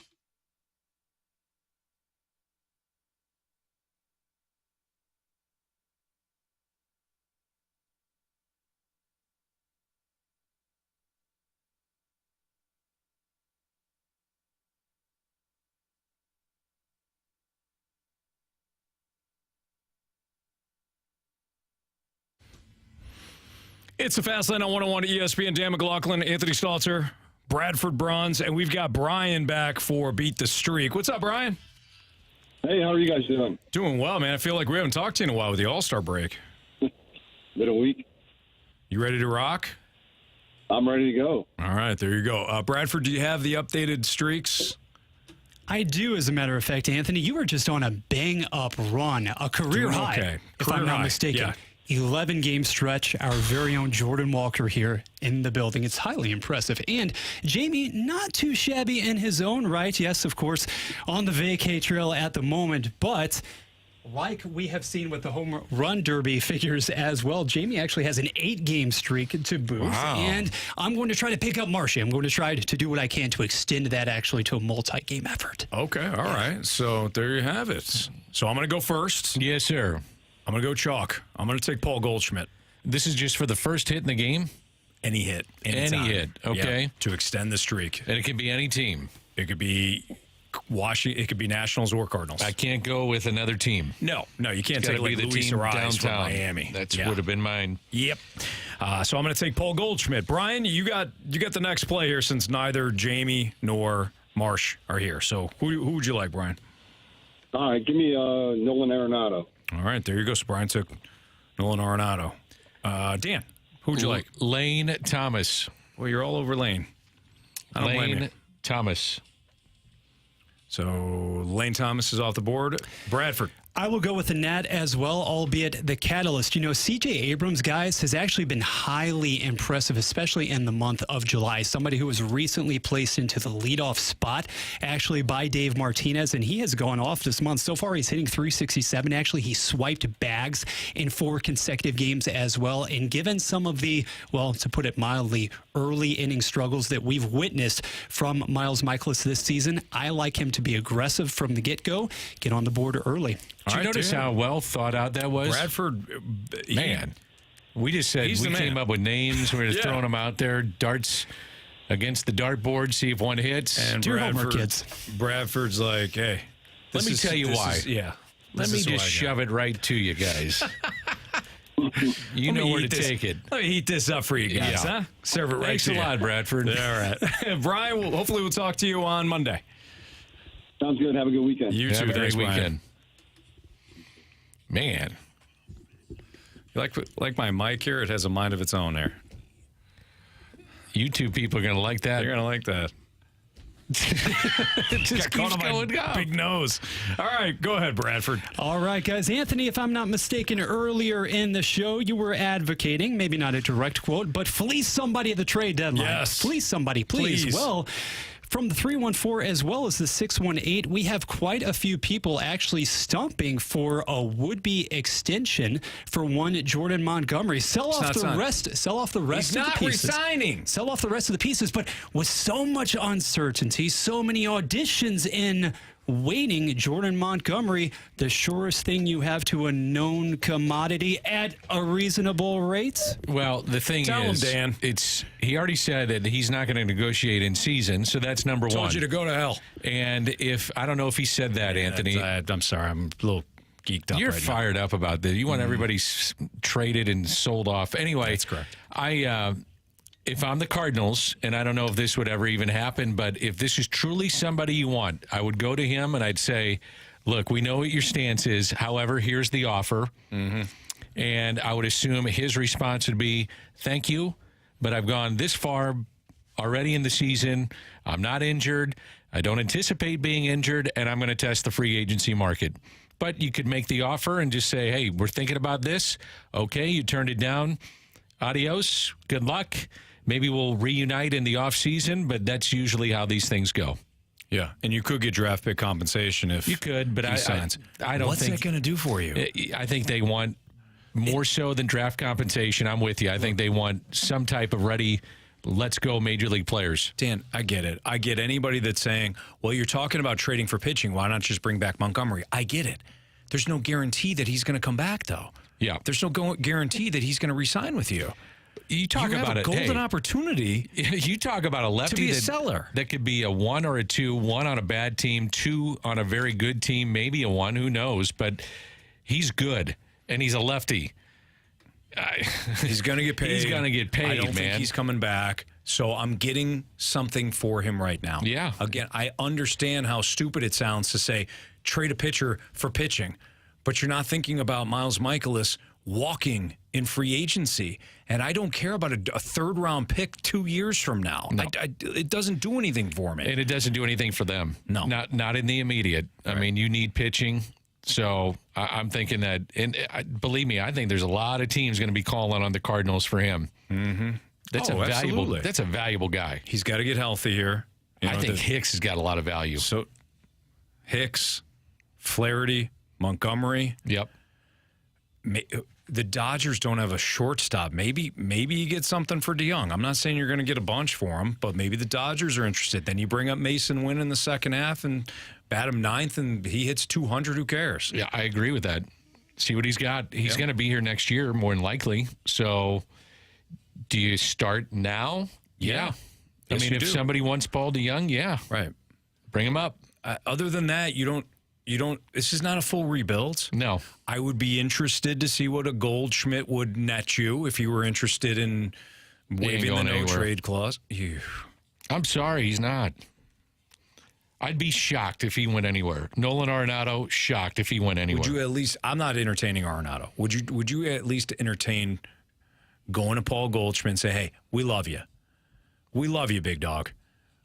Do you want to play it for a contender in your final year and a half? Because we could get a massive haul for you. I think that they'll go to him and say, hang with us. We're going to be a contender next year, and we've got a lot of things in store for what we're going to do.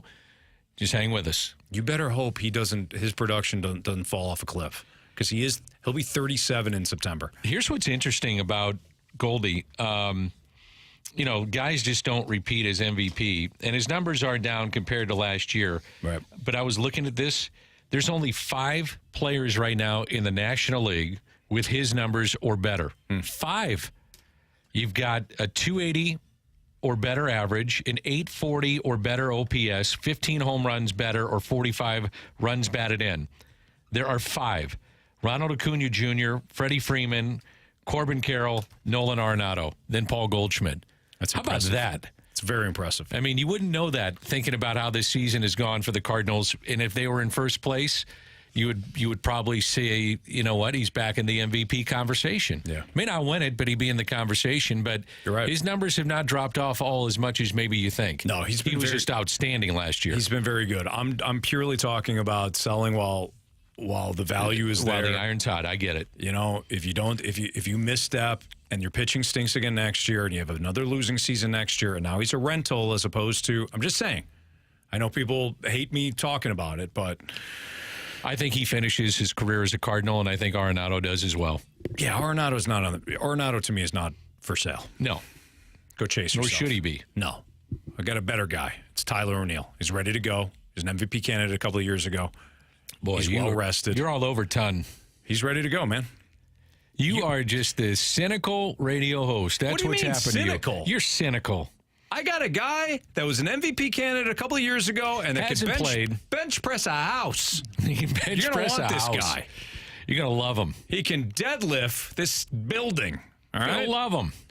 He's got the delts. He's got the traps. He's got the quads. He's got the calves. He's got the triceps, biceps. Big neck. Yeah. Big cranium. Calves are outstanding.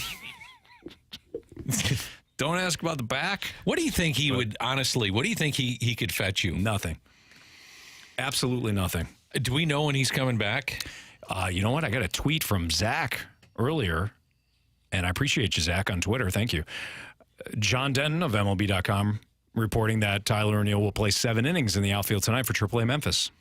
I'll tell That's you what what, Ollie said. He'll DH on Saturday. That could be a real short stint, and you get him back up here, and you show that he can be healthy, and he's in the we'll lineup see what every happens. day. You got it. As soon as he comes up, he's in the lineup every day. Yep.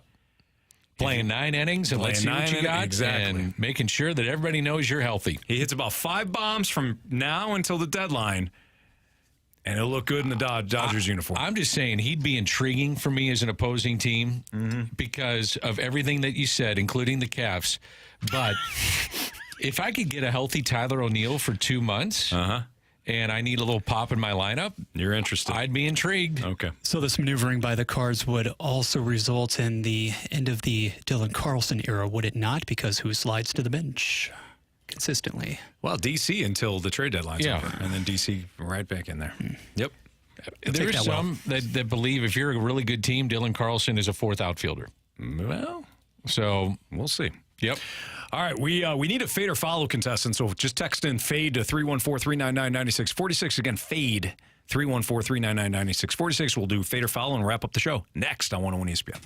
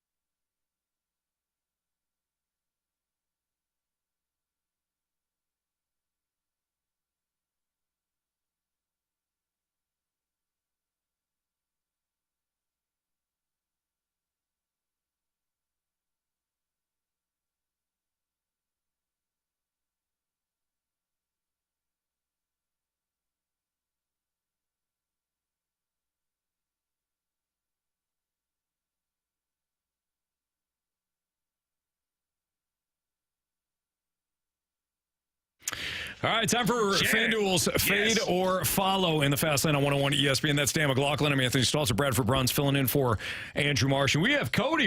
Unfortunately, we have a new contestant, but fortunately, we get opportunity to meet Cody. What's up, Cody? Yeah, dude. How's it going? Doing all right? How are you?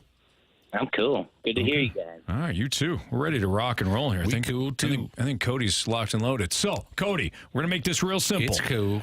Dan thinks that Miles Michaelis is going to come out and absolutely shove, and Trevor Williams already shoved against you earlier this year at 9.5, too big of a number. We like the under tonight in the Cardinals-Nationals game. Would you like to fade us or follow us on the under? I'll follow you guys on that one. Attaboy, Cody! Attaboy. Yeah! Way to go. All right, Cody. Nicely done. 9 or fewer runs tonight, you win $50 of FanDuel's money, and you come back next week. Sound good? Awesome. All right, Cody. Be good. Thank you. Have a good weekend. Yep. All right. Here you go. I had to borrow some reading glasses because I lost my glasses, I think, today. You did. Who did you borrow from? I don't think we found that out. And so I had to borrow these. And if you're watching on YouTube, they're kind of big on me. They look good. Thanks, buddy. Do you Appreciate know who that. you borrowed them from? You don't. No, I do. But I don't want to say their name on the air. All right. I don't want to call them out. Okay, that's fine. Because they may have poor vision like me. Okay. My vision after COVID got awful. After COVID, it got awful. I guess it was doing games on the monitors. Yeah. And you're focusing so hard on the ball and where it goes. And you think about when you're watching TV, you don't really focus on anything. You just kind of take it in. And my eyes, man, without glasses, I can't read. Remember, I was asking you for glasses, and Bradford gave me his and made me more blind. And haven't heard that one before. Had issues with him, but yeah, man, it's been a struggle today with the eyeballs.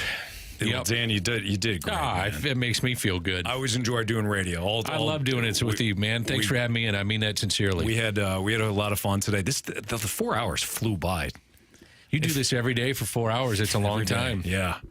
But when you're with Bradford, he makes it go easy. Bradford did a tremendous job for us, set up the entire show for us. Appreciate that. Worked well, and yeah, we appreciate Bradford big time. Great job. So, great job to both you guys. Bradford, I'll see you Monday because Andrew Marsh is still out on Monday. Indeed. Jamie will be back Monday in some version. Who knows? He went to the lake. Oh, he did? Yeah. So I was wondering what happened. We'll see what happens with You think with he's old wearing Jamie. that Speedo? Absolutely. Yeah. Actually, I think he probably got a new Speedo.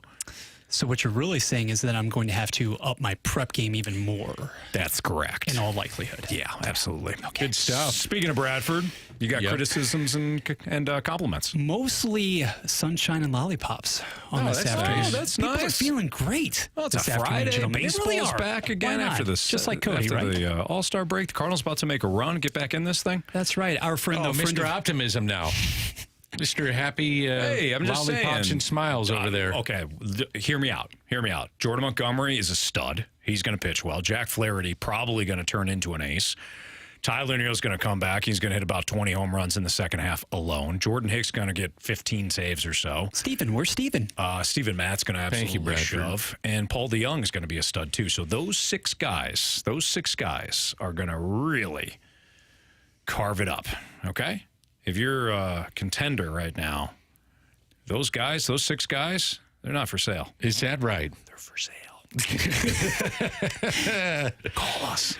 Oh, man. We are but three guys, but we have been complimented on this occasion for the in-depth cards talk and digging into the various avenues, gentlemen, into which, or that the Cardinals could pursue. So, Swan, appreciative of some in-depth Cardinals talk, not just looking ahead to, obviously, the forthcoming homestand. You've got, of course, the 3 against the Nationals. You've got 3 more against the Marlins. And then, Anthony, you and I were talking about it in the office before the show. Up until that trade deadline, August the 1st, 17 games to go, almost half of which come against those Chicago Cubs. Divisional games. Well, there you go. That's how you get back into this thing. Am I right? Yeah, I mentioned it earlier. They'd played by this point a ton of divisional games last year. It was 38 or 39, and they've only played 24 or 25 so far this year. So the problem is you just don't play enough of them, because of the way the schedule is being worked at this year. Look, Dan, it's a 117-game winning streak. We're back in this thing. They're back into it. Don't count them out. Nah. Don't count them out. tiny bit, though, of criticism. It Count 'em seems as out. if maybe we're getting a little bit of gradual blowback on the ton of fun nickname being bestowed to He is a ton Tyler of fun. O'Neill. He's tons of fun. I'm not saying he isn't, but I think that it just has to be an acquired taste for some Maybe in the so. audience. Maybe for that future team that gets him. They're like, this is tons of fun to Absolutely. watch TON. Yeah, look at this guy. It's down the list. It's down the list. He's an MVP candidate at one point. I am fascinated to see what he could draw. I mean, if you're only going to rent him for 2 months and he shows that he's healthy and he's playing for a contract, now teams are going to stay away because he hasn't proven he can be healthy for long, extended periods of time. But for 2 months to rent him, why not? Yeah. Dan. Catch fire. Catch lightning in a bottle. Dan, this guy is a dynamo. He's ready to explode. You are Mr. Negative. And if you're plopping him into the lineup, How am I negative? I'm trying to get pitching. Mr. Negative. where do you insert him in that lineup? Let's play up. that hypothetical game. Okay, that makes perfect sense. Mm-hmm. You play him every day. You hit him cleanup. Actually, no. 2-hole. More ABs. Danger in the 2-hole. 1. Oh. You're going to put him at the top of the lineup, huh? You get him a bunch of ABs. He's going to run into 5. And you ship him to the Dodgers for pitching. You just winked at me. Everybody on the YouTube app saw that. You were winking like, That'd be great. Yeah. How about, I liked your idea of Flaherty and Montgomery going to L.A. L.A. Then they add Ohtani, and then they win the World Series. Yeah, and we get their 3 best pitching prospects. Isn't it amazing, though, that they Although they probably won't give us that with Ohtani. They're going to have to give Anaheim some pitching. Isn't it amazing, though, that they have the ability, number one, to take on that contract and sign Ohtani long term? That's in itself is amazing. But when dealing with the Dodgers, it seems like year in and year out, if you're the opposing team, they've got something that is there if you want it. Yep. They've got the players. They've got the guys in the pipeline. I mean, they just find these guys and they spend the money, and they that's why they're a winning organization. The Houston has caught up big time, but the Dodgers are still, to me, the model. Yeah. And I know they only won the one time, and it was the pandemic and all that. But speaking of Houston, they stole one from them. And the other, I mean, you make the case. The Dodgers are the model. They organization. They are. Sorry. Pretty darn good. Yeah. Dan, Bradford, been a lot of fun. Thank you both. Likewise. Have a good one. Great job. Well. Have a great weekend, fun. everybody. Thank you for listening. Again, have a great weekend, St. Louis. We appreciate you. We'll be back on Monday. It'll be Jamie, myself, and our guy, Bradford Bruns. See ya.